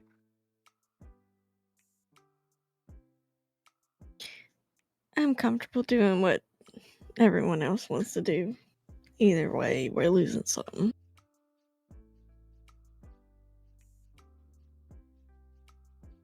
I have a question for the attendant here. Yes, sir.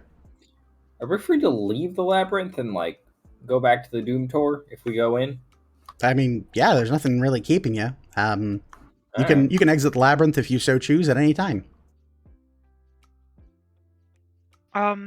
Oh, that's actually a question for me. Are we able to trade our tokens back in for the bits of ourselves that we traded them for? Unfortunately, tokens are non-redeemable currency, ma'am.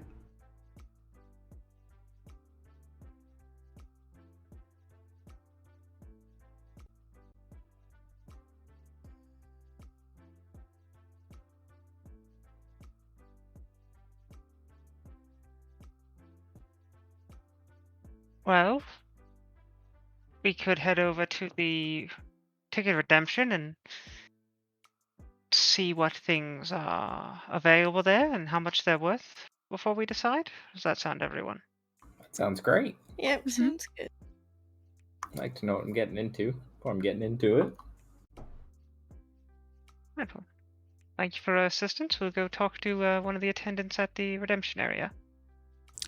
Of course. We'll look forward to your visit. Please step inside.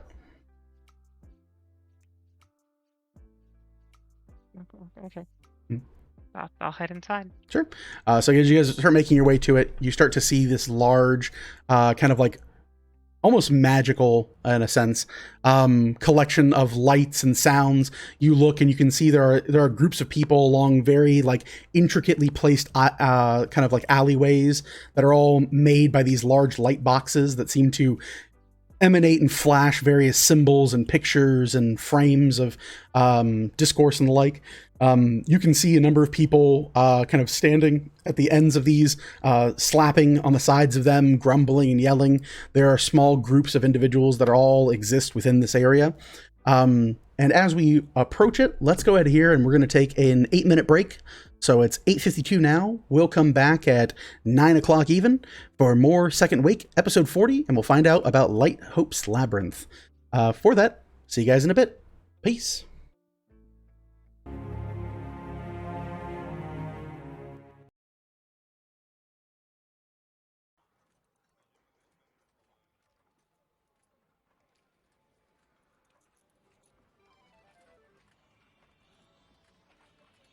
Hello, and welcome back, folks. Wait, yep, we're unmuted. Cool. Hey, clap, boom, and we're back. Hey, folks. The background noise has changed, but just to be more fitting, honestly. So yeah, fun stuff is. So thank you guys for sticking with us after the break. If you're seeing this, you're either A, on YouTube, or B, watching us live here on twitch.tv/Kareem Zamir. That's me. Those are the Seekers of Galanti. And if you're on Twitch, then congrats. Making it past the break qualifies you for your level 20 senior citizen discount. We thank you so much, all you powerful, strong, magnificent, and might I say, looking a little slim today. Good job on that, my level 20 characters. So, before the break, the group arrived to MMLR 660 Studios, of which they have gained entry to the heavily fortified Tower of Montserrat in the morning and various other on-air programs, apparently. They've spoken with some of the local ruffians and scary creatures, and they have braved and ventured far into the depths of this malignant, evil, dark, mysterious place, and they now find themselves within Light Hope's labyrinth. That's where we're going to come back. So, we are down one Vel after the break.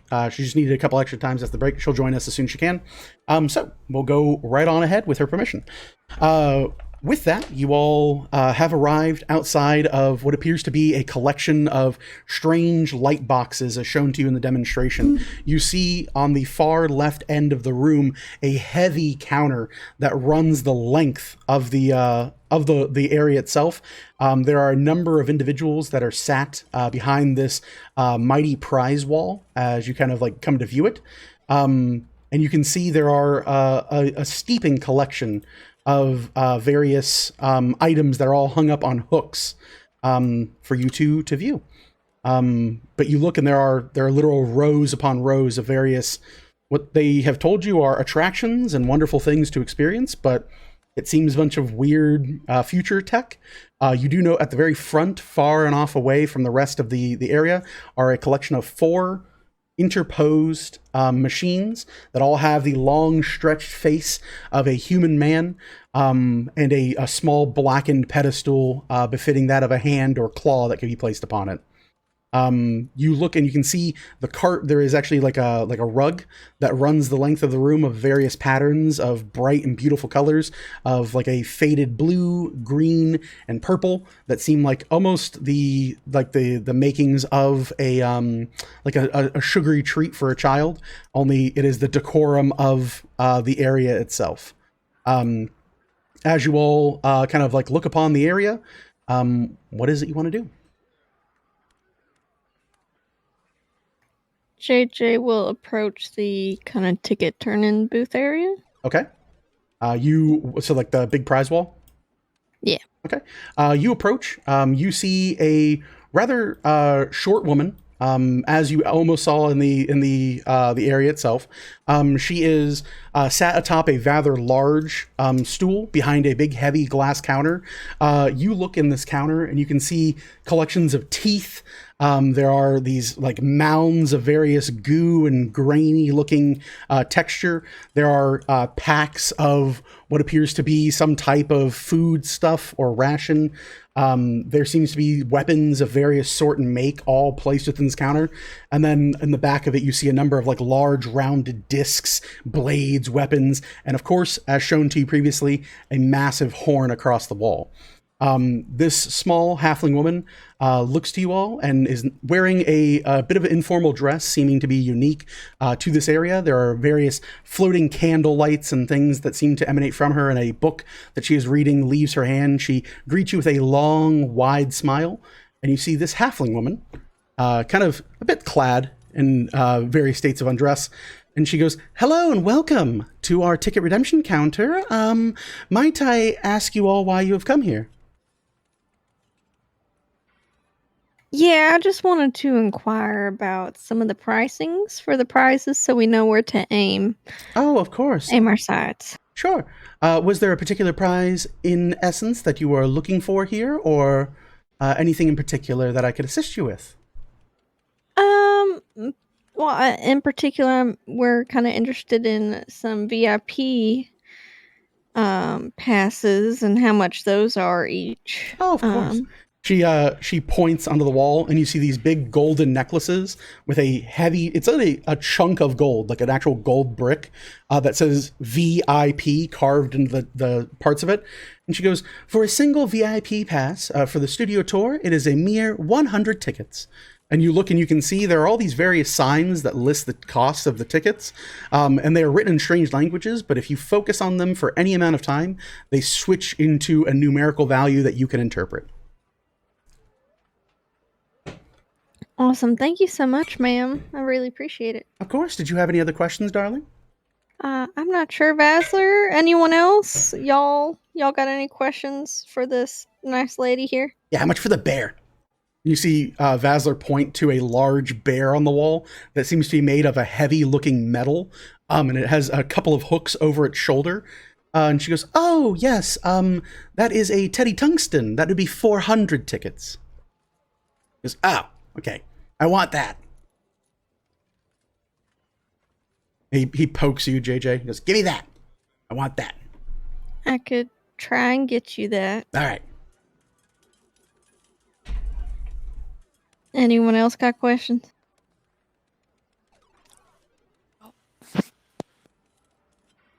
All right.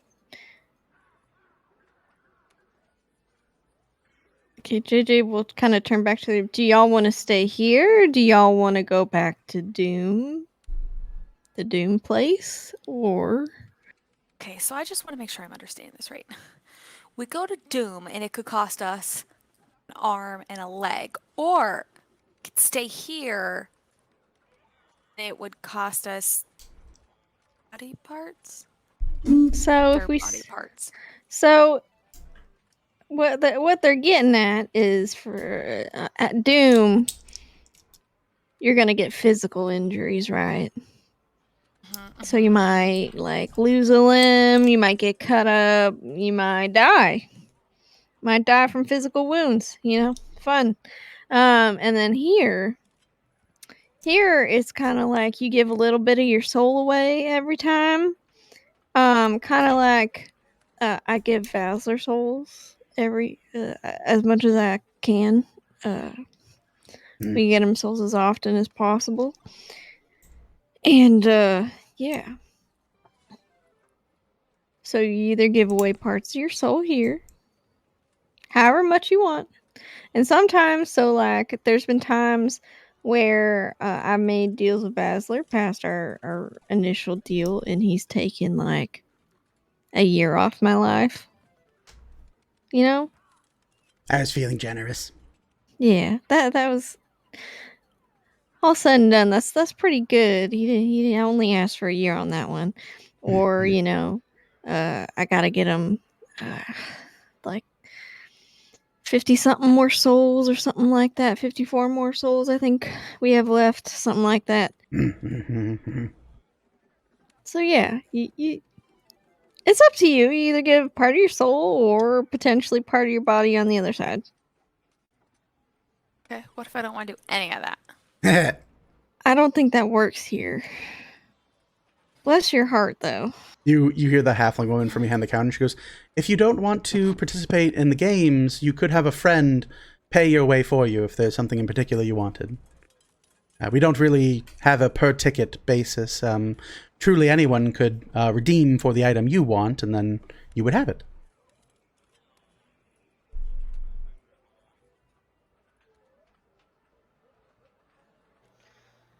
I mean, I'd rather fight.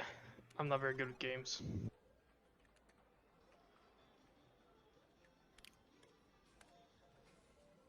I'm always willing to gamble a little bit of something. It's just... Either way, it's a gamble. It don't matter to me at this point. I know where we are. We are in the happiest place possible. Or else. Or else. You see this big, like, crooked-looking smile on this woman's face. Of course. Okay, so might lose limbs. There's no guarantee. Yeah, you never know, because we don't really know exactly what's beyond, the curtain on the other side. We don't know what kind of challenges sell part of our soul. Yeah. Cool. Well, I'm gonna take the limbs because, like, you know. Okay. Anybody else particularly care? I'm partial to limbs, I suppose. You look, and Bartholomew is by the token redeem machine going, He's like looking it up and down.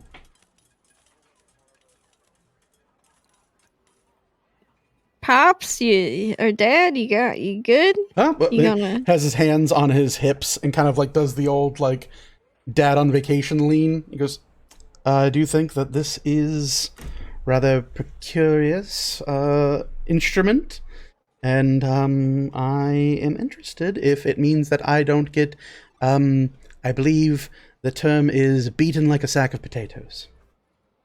I don't see anyone here with bodily injuries or harm befalling them, so I'm going with that one. That's what I like. That. And you look over, and there are various people that are all like playing on these like light boxes. Other ones you look, and there's a pair of people off to the side near this like weird looking wooden ramp, and they're taking these balls and chucking them into like these small little gopher holes that have been set up.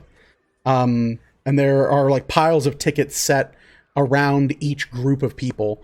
And it seems that like playing these games seems to reward a very healthy amount of tickets and tokens. Well,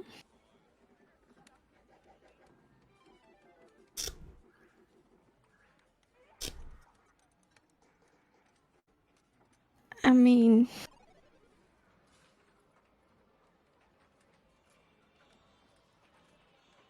it's whatever y'all want to do. We could always leave Dad here. Yeah, I'll be fine. I think this is a safe place. You guys could go to that barrow den. And he walks over. Did you go to the barrow that nice goblin fellow told us about, and wait out until that other group is finished with their tour, and then go take the tour? I'm liking a lot of what I'm seeing up here. There's some cool things, cool stuff. I could win things. A winner, Bartholomew Erden, winner. Daddy, do you ever win anything? No, not at all. But I never turn away a chance to win. It's the important part. And I've seen a few of these people here, and they are, I mean, they're able to write their history down on a few of these things. I'm hearing them shout about how no one's going to beat them at whatever these devices are. So if it's a way for me to be a champion, then that seems pretty cool. Well, we do have a little while to wait. Maybe I'll just play a couple games. If y'all don't mind. In soul. I've already lost part of my soul. I'm pretty sure about that.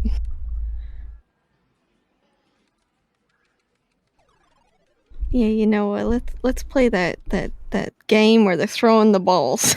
All right. You walk over to check the ball throwing game. You see, let me see here if I can pull this up real quick. Yes. Let me see here. Oh wait, I need to save that. Oop, I need to do 1 second here. This one. Yes. Let's see here. There we go. Open that. There we are. All right. Whoop. Open that a bit. Slide this over. One moment while we fix this photo. Oh, no. There we go. Let's see here. Thing to charge. AJ, is a skee ball? Are you trying to play Yeah, skee ball? yes. I fucking love skee ball. So, walking over, you see this big wooden ramp, and there is a individual that looks like this, who is clad with fiery horns, short stature, dwarven demeanor, and stood next to him is a long-robed figure wearing this porcelain mask, who is currently 2 arms full of folded bright purple tickets. And you hear, I love it. Give me another ball. And he goes, and you can hear these like whispers coming from behind the mask. He goes, what do you mean? You got tokens out my ass. He loads another one in, and you hear, now, welcome to Skee Ball. Try to win a high score, kid. And you hear like these balls load into a thing, and he takes it, and he forms a pitcher throw and chucks it, and you just hear it dent into the machine, and it and rolls down into the 1 point marker. Just look at that.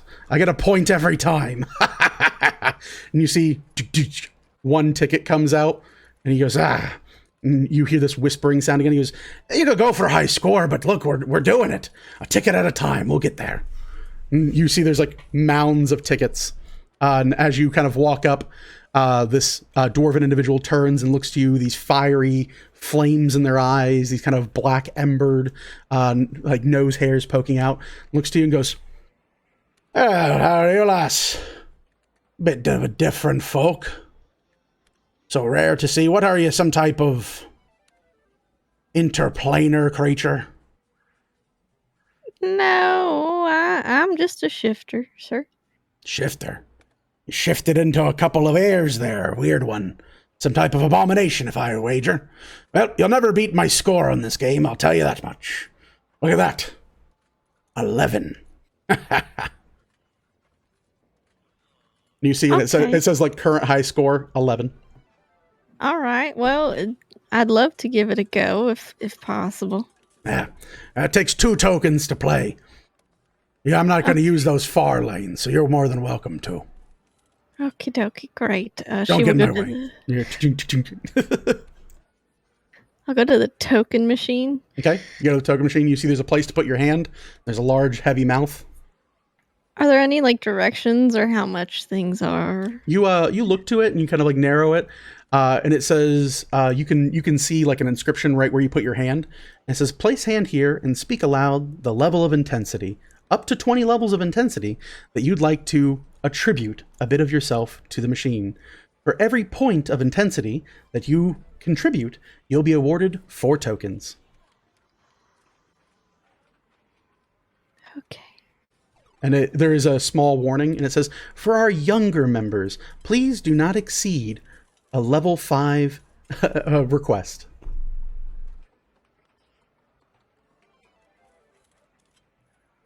I'll do a level 2 request. Okay, you place your hand on there, and you feel like a pulsing, and you hear, how much are you giving? And you say level 2, yep. And you hear this like kind of like rattling of the machine. You feel something reach up and bite the middle of your hand, and you pull back, and you see like a little bit of blood that is immediately healed over. You lose 2 hit dice out of your pool, and you can roll those hit dice right now.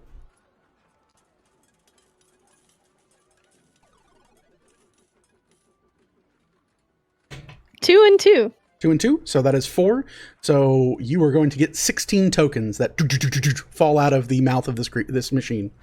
You look on it, and there is a very like stalwart human face with like big puffy hair that winks on one side.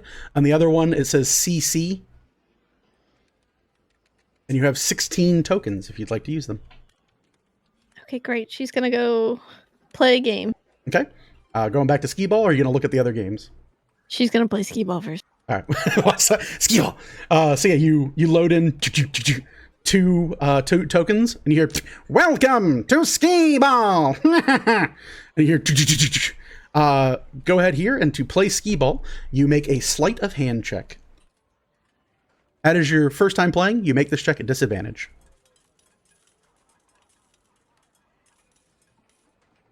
15. 15, okay.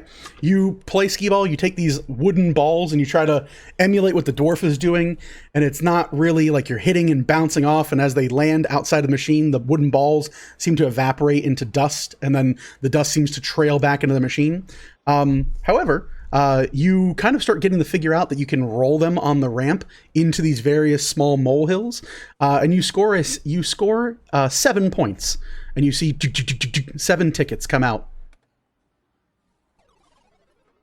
Okie dokie. And it's 2 tokens to play this? 2 tokens to play each time. One more game. Okay, you hear, it's skee ball! The balls come out. Now you kind of know what you're doing. You can roll a regular sleight of hand check.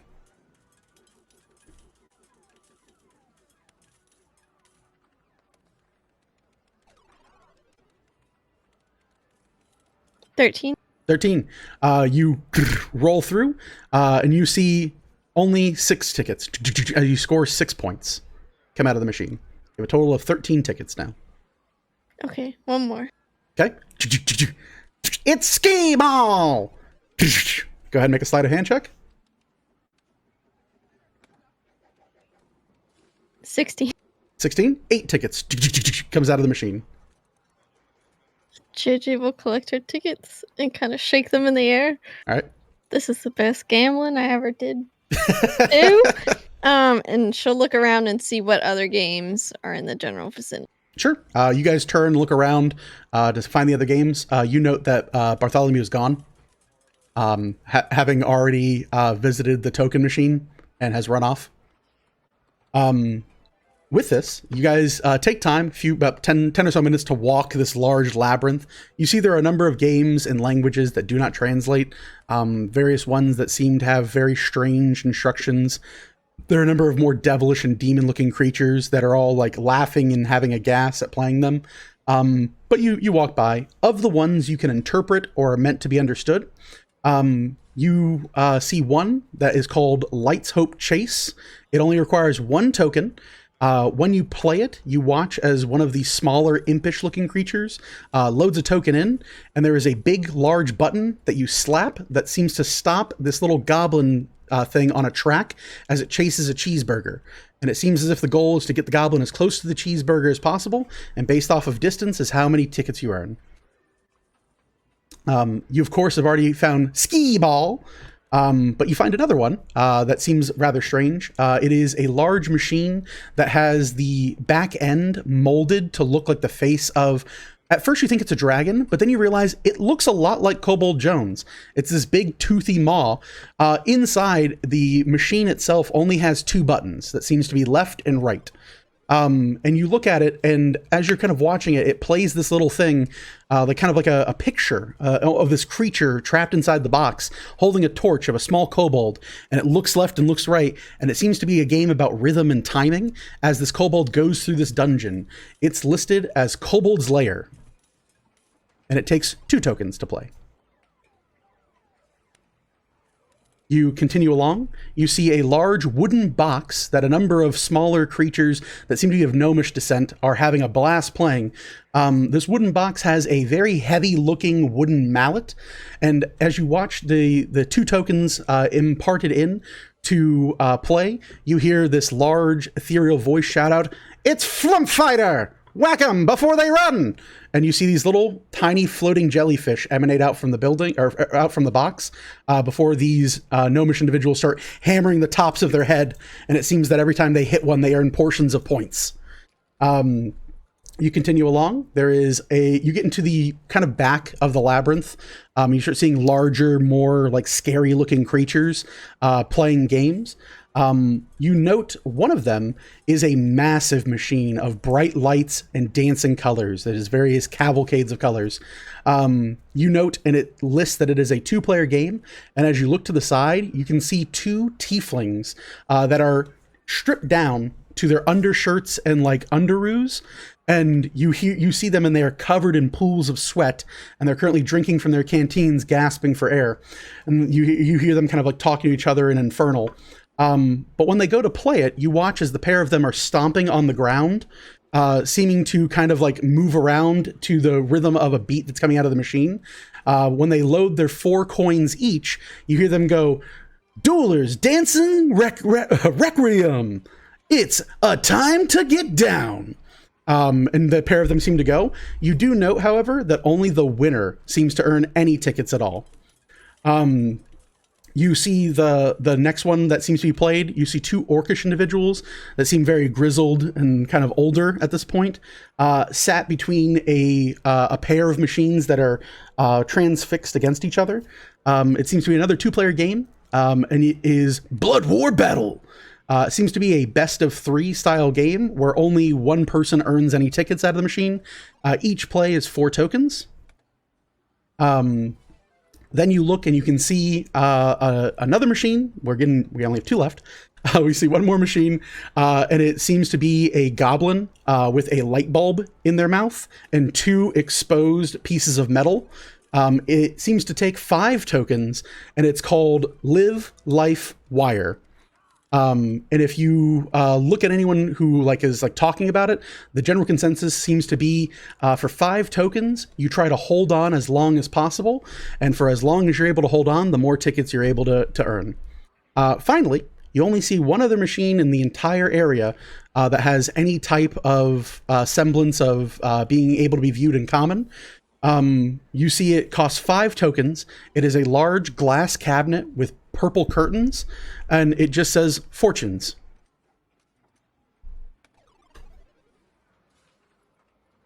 Does that have a token amount? It takes 5 tokens. That's right, sorry.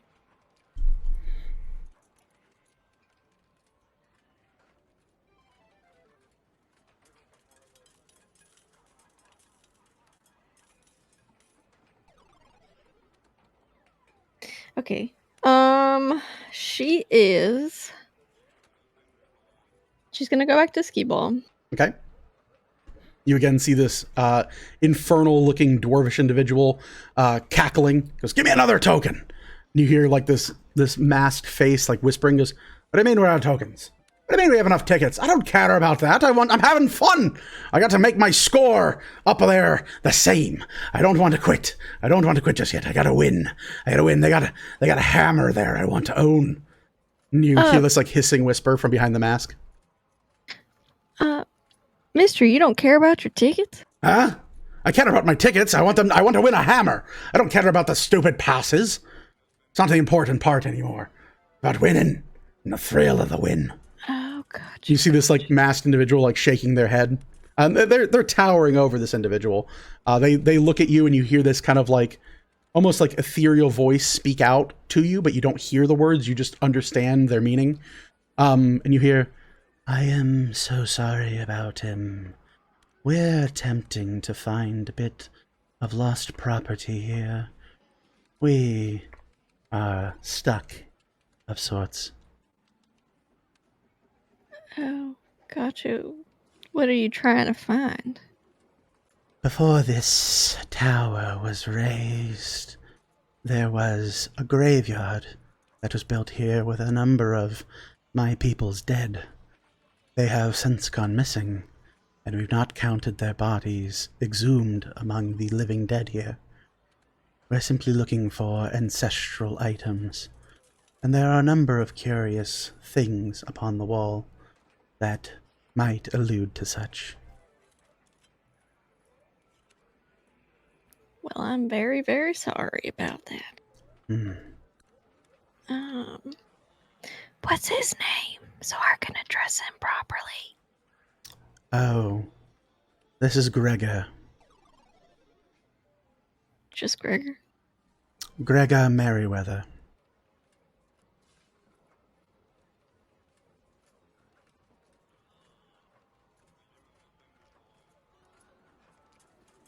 Gotcha. Well, Mr. Gregor. Hey, what do you want? I'm trying to win over here. Could you not distract me, lass? I'm trying to win something for my kid. Well, maybe you should have thought about that before you had a kid. Cross your legs. And you don't have to buy nothing for no one. Jesus Lord Almighty. Well, I'm going to get what's mine, I tell you. Been at this too long. Oh, okay.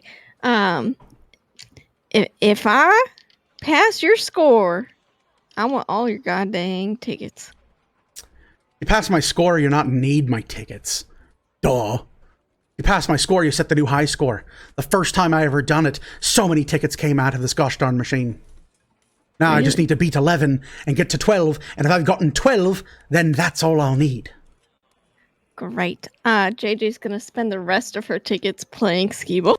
Oh, your tokens? Angrily. Yes. Angry skee ball. Yes. So happy about this. Celeste is just watching her intently, like this the whole entire time. So yeah, easy enough to do. You load 2 more tokens in the machine. Go ahead and roll a sleight of hand check.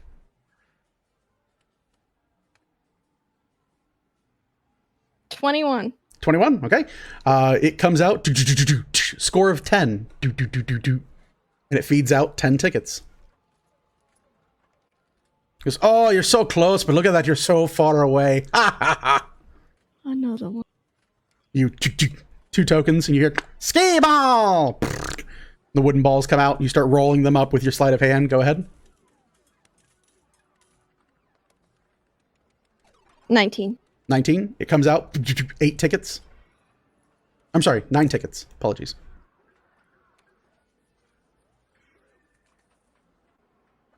Another one.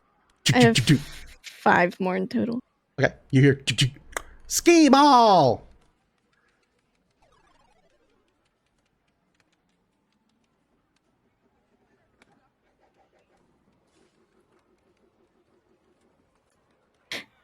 $24. 24.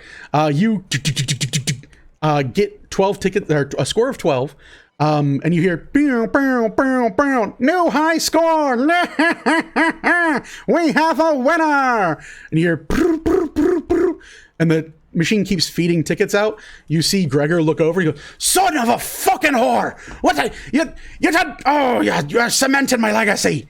You get 36 tickets paid out for hitting the high score.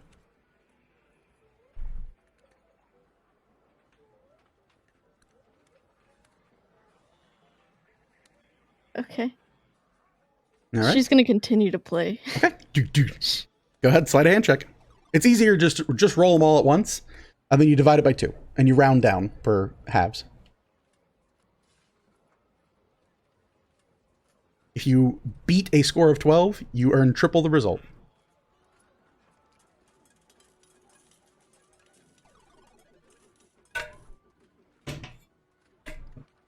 Okay, that one's 9. That's poop. Poop, poop. That's a 4. 4 tickets. 23. 23. Rounding down brings you to 11 tickets.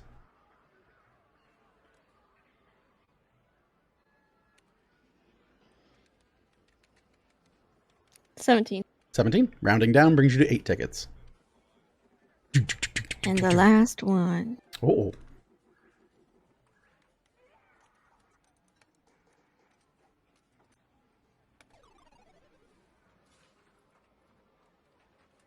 That's 15. 15? Or sorry, 14. 14. 7 tickets. Great, thank you. You look over and you see a very grumpy, infernal dwarf shouting and yelling. Like, that's fucking whore. How do I... She's rolling it. I gotta roll it. I gotta roll it. Yeah, I'll do it. I'll roll a boulder. Yeah. You see him roll through, and you see as he finally takes like your technique, rolls a 18 on dice. So I'm not showing my rolls, but just so you know, you see it flip up and go into one of the larger slots for points. You hear boo boo boo, no high score, and you see the score flip around to 15. Very nice, sir. There you go. Yes, and it starts feeding out all manner of tickets. He takes it and folds them and throws them on the person who's wearing this like porcelain mask and robes, and you see them like grumpily take it. He goes, no hard feelings, lass, but thanks for the tip. He goes and takes a single ticket and hands it to you. Goes, for your trouble. Thank you so much. You're welcome. He starts walking off. I'm gonna get me the big one. He starts like walking towards the counter, and you see like doesn't quite as a dwarf hit the top of the counter, so it's a lot of leaning and like up on the tippy toes, looking at things in the glass countertop and pointing at things in the wall. And you hear again this like ethereal voice go like, "Thank you, apologies." Yep, no problem. I just need 294 more tickets. Yikes. She's just gonna kind of slowly trudge back to the group. Hmm.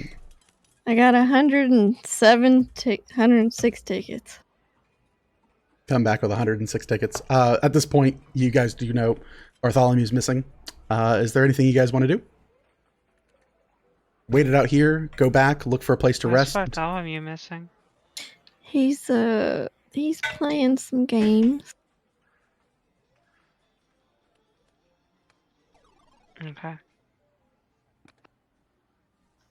He's being a coward again. He didn't want to go back to the Doom Palace. Yeah, no one seems to want to stay here. They'd rather lose limbs potentially over losing soul parts, pieces of soul. Essence. So how much did you pay? Sorry, I was staring at a butterfly the whole time. Don't ask me where it came from. It's you know. she points, and there's the same goblin let you in has a large metal rod with a hanging butterfly. It's like Lovely. So the kind lady up at the ticket counter said that the VIP tickets cost 100 each. Okay. Basler then inquired about Teddy Tungsten. It's that bear thing up there, and that's 400 tickets. I want it. And He wants it. I mean, you can, Vasler, you can go play by yourself. But it's more fun to watch you do it. Also, full disclosure, I have an addictive personality, and I'd be stuck doing this forever.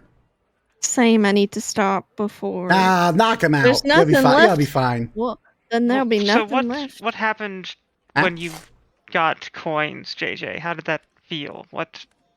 She kind of just holds up her hand. Well, it bit me. How much did it take for how many coins? Well, I did like a level 2 request and it gave me 16 tokens. Hmm? Yeah. Do we know what level 2 means? Well, I felt a little bit of my body kind of some energy. flutter away there. You know, just a little, feeling a little less strong. But you know, it's nothing too bad. Wasn't horrible.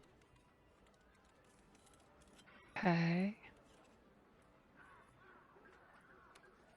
So, what, after that, no one else wanted to do this, and you let Bartholomew, who's already traded off massive portions of his body and soul and mind to other creatures, go do more of that? I figured there's no helping Dad at this point. Yeah, I really feel that, actually. However, you know, no one else seems to want to do this. I mean, I'd be happy to sit here and, you know, do a little bit more of this, but I understand if no one else is into it. That's totally fine. Let me just... Right, so no one else wants to play any of these games. I'm just trying to find out the end game here, right? Like, so we play these games, we get these tickets, we win these prizes, then what? Well, the VIP tickets... The VIP are 100 each, so and they let us go see Montserrat? Yes. We have to each get one, right? Yeah. She just made 100 tickets in no time. You see, as you guys are talking, you look and there's a very sweaty Bartholomew Iridan going, well, I have had just a blast. Here, someone take my winnings. And he hands a pile of tickets to Kobold Jones and wipes like the sweat from his brow, and his shirt's like unbuttoned and unkempt. Kobold Jones, Bartholomew hands you 240 tickets. Goes, that little chubby goblin eats so many damn cheeseburgers. So many cheeseburgers. No. Huh? This is a bad idea. Oh, it's fine. Idea. I'm It's going fine. to scoop the tickets from Someone him say as cheeseburgers. Yeah. as quickly as I It's can a lot of and start cheeseburgers. handing them to Vel. Cheeseburgers, you Yeah. say? These Also- are not What? burgers. Do you want me to handle the tickets for now? what? So I There's can a keep there's a them all place together? you look in I'm very Buddy. confused. There's a butterfly. Yeah, but Bartholomew has these very deep, sunken eyes. He looks exhausted. He's covered in sweat. His shirt is like unkempt and wrinkly, and he's kind of like shaky. He's like, I just need a drink and like a sandwich, and then I can get right back on it. I'm I gonna. think- What game were you playing? It's called let's see here. It's called Light Hope's Chase. You watch this little chubby goblin chase a cheeseburger around a track. You try to stop it when it hits the cheeseburger. And I hit that cheeseburger a couple of times. It was very good. Also, they have food here. It costs tokens, but they have food. I think we should put Buddy here in the bed and breakfast that we were told about. No, I'm fine. I just need give me like a half hour. I'll keep playing. I'm winning. I'm hot. How many tokens did you trade for? I put my hand on the thing, and I said, I'm giving it all I got. And it said I was giving away a 5th intensity of whatever the hell that means, and I got 60 tokens out of it. And voila! Ticket guy. Just a little tired. My eyes are very heavy right now. But guess what? Still got all my fingers, and no one got stabbed by a laughing crazy person today. It's a marked improvement over yesterday. Not yet. Not the end of the day yet. Well, that seems awful.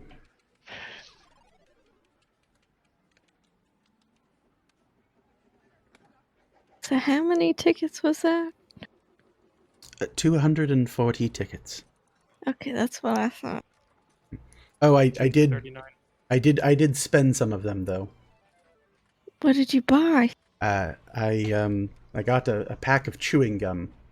He hands you like a small little like plastic container, and inside are like gumballs, like multicolored gumballs. He's like, they're pretty good, not gonna lie. Can I have one? I mean, I feel like I've sacrificed a lot for these, but sure, you can have one. You're right. No. No, it's all right. Please, I insist. Take the red ones. I didn't like the flavor. What did it taste like? It kind of tasted like cherry, and I hate cherries. Okay. You take like a big red gumball. Are you chewing it? Yeah. All right, you put it in your mouth, and and you start chewing it. And as you're like chewing it, you start thinking, and like just like what is currently on Celeste's mind right now. I don't know. All right. I don't know. Okay. That's fine. You start just like thinking in general, and you're like looking at things, and like you're just feeling like smarter, and like your brain activity is like going off the charts, and you're kind of like, oh, and you start remembering like the name of the song you forgot the other day when you were at like a tavern. You remember exactly the number of gold pieces that Kobold Jones and you split when you guys got hired on in the group, and you seem like you have an elevated level of thinking while you're chewing this gum. As if things have given you clarity.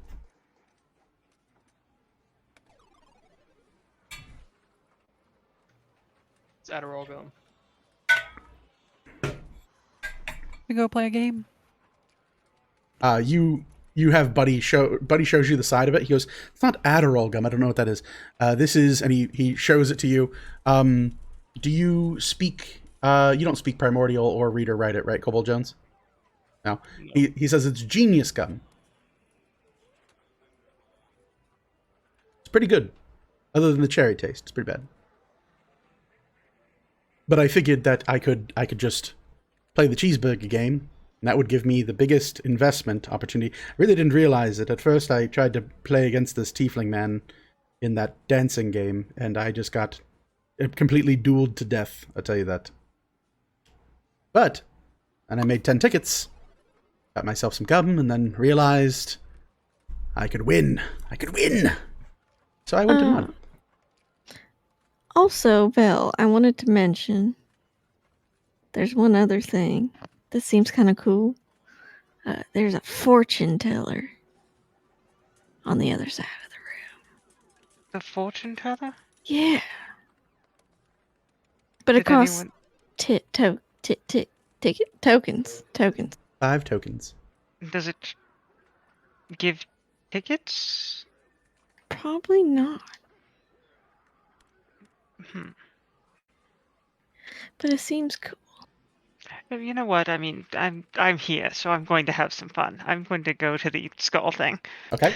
You walk up and you see this big, heavy, like elongated face. There's a place for your hand. It tells you that there's up to 20 levels of intensity, and it recommends that any children do not exceed an intensity level of 5. Place my hand in it. Mhm. 3. Level 3, please. You hear, and that kind of like rattles a bit. You feel something reach up and bite the palm of your hand. As you go to look at it, you see a bit of blood, and then it heals over. You feel a bit of your essence drain from you. Go ahead and roll 3 of your hit dice, as they are removed from your pool. You spend them. A total of... Am I giving you the total? Yep, there? total. Mhm. Yeah, so 10. 10, so you get 40 tokens.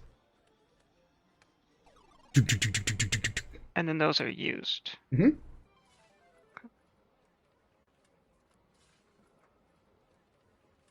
Okay. So I have 40 tokens. Oh, well, this trades out pretty well.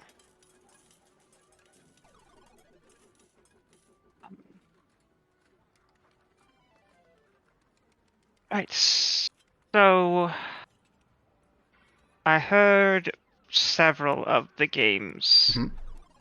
You have Light Hope's But I don't Chase. think I heard like the first couple. Sure. You have Light Hope's Chase, which is a game where a chubby-looking goblin that you recognize from the opening picture runs around a track, and you try to stop it as it lands on a cheeseburger. You've seen Skee Ball, which is what JJ has gotten pretty good at. You've seen a light game that only has 2 buttons that goes left or right, and it seems that you guide a small kobold adventurer through a dungeon, and it's called Kobold's Lair. You've seen one with a big, heavy wooden mallet that's called Flump Fighter, and you seem to have to bash the flumps with their over the top of the head for points. You've noted Dueling Dancer's Requiem, which is a 2-player game where the winner gets tickets and the loser gets nothing. You've also noticed another one that's called Blood War Battle, which is another 2-player game. Again, tickets seem to only go to the person who wins. You've noted another one that's called Live Life Wire, which is you just hold on to these 2 wires. It costs 5 tokens, and you apparently earn points equal to how long you can hold on. And then you have a fortune-telling machine for 5 tokens. All right. I will go to the fortune teller first. Okay. You walk up, and it says Fortunes, and there's these bright curtains inside of a glass box. I'll spend the 5 points. You hear wow, wow, wow, wow, wow, wow, wow. And the curtains slowly like scratch and make like an uneasy chain thing. You look, and there is a goblin sitting in these bright, kind of puffy pants, wearing a turban with a large jewel on it, and smoking what appears to be a cigarette. He goes, hey, how you doing? Hello. Hey, fortunes, right? You're here to discern your fortune.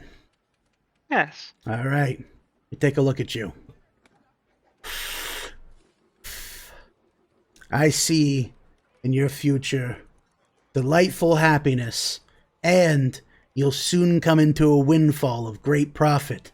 In fact, I see that if you go to the counter and you purchase a large cheese pizza, you will in fact get another cheese pizza for free, one time only. You're welcome.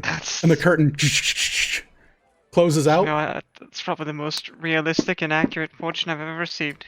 So rolling, you gain a divination dice as it prints out a small ticket, and the number 20 is on it.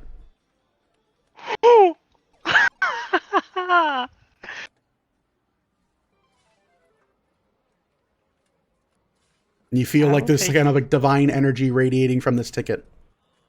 I will take that ticket. Okay, you rip and tear it, and you feel like in your hand this like unbelievable possibility with it. It kind of like emanates this divine magic. Probably get that cheese pizza. I wonder how much it'll cost, though. Right, okay. With my good fortune, I will head over to Kobold's Lair. Okay, you head over to Kobold's Lair. You see this 2-button game set up.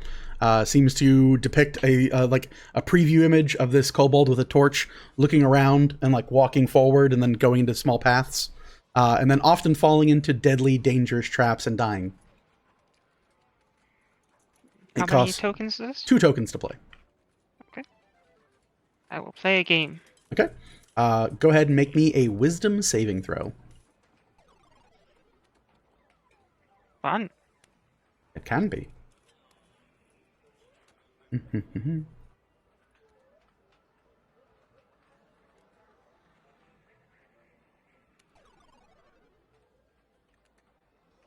18. 18, okay. You manage to get through the first few rooms. You earn a score of 9, and 9 tickets are paid out. So much in the same, if you'd like, you can go through the game itself multiple times in a row if you want to spend your tokens here or move on to something new. But we also have a number of folks here, too, that are just waiting. So if you guys want, we can do the rolls for this off, like kind of like in our Discord, kind of go through there.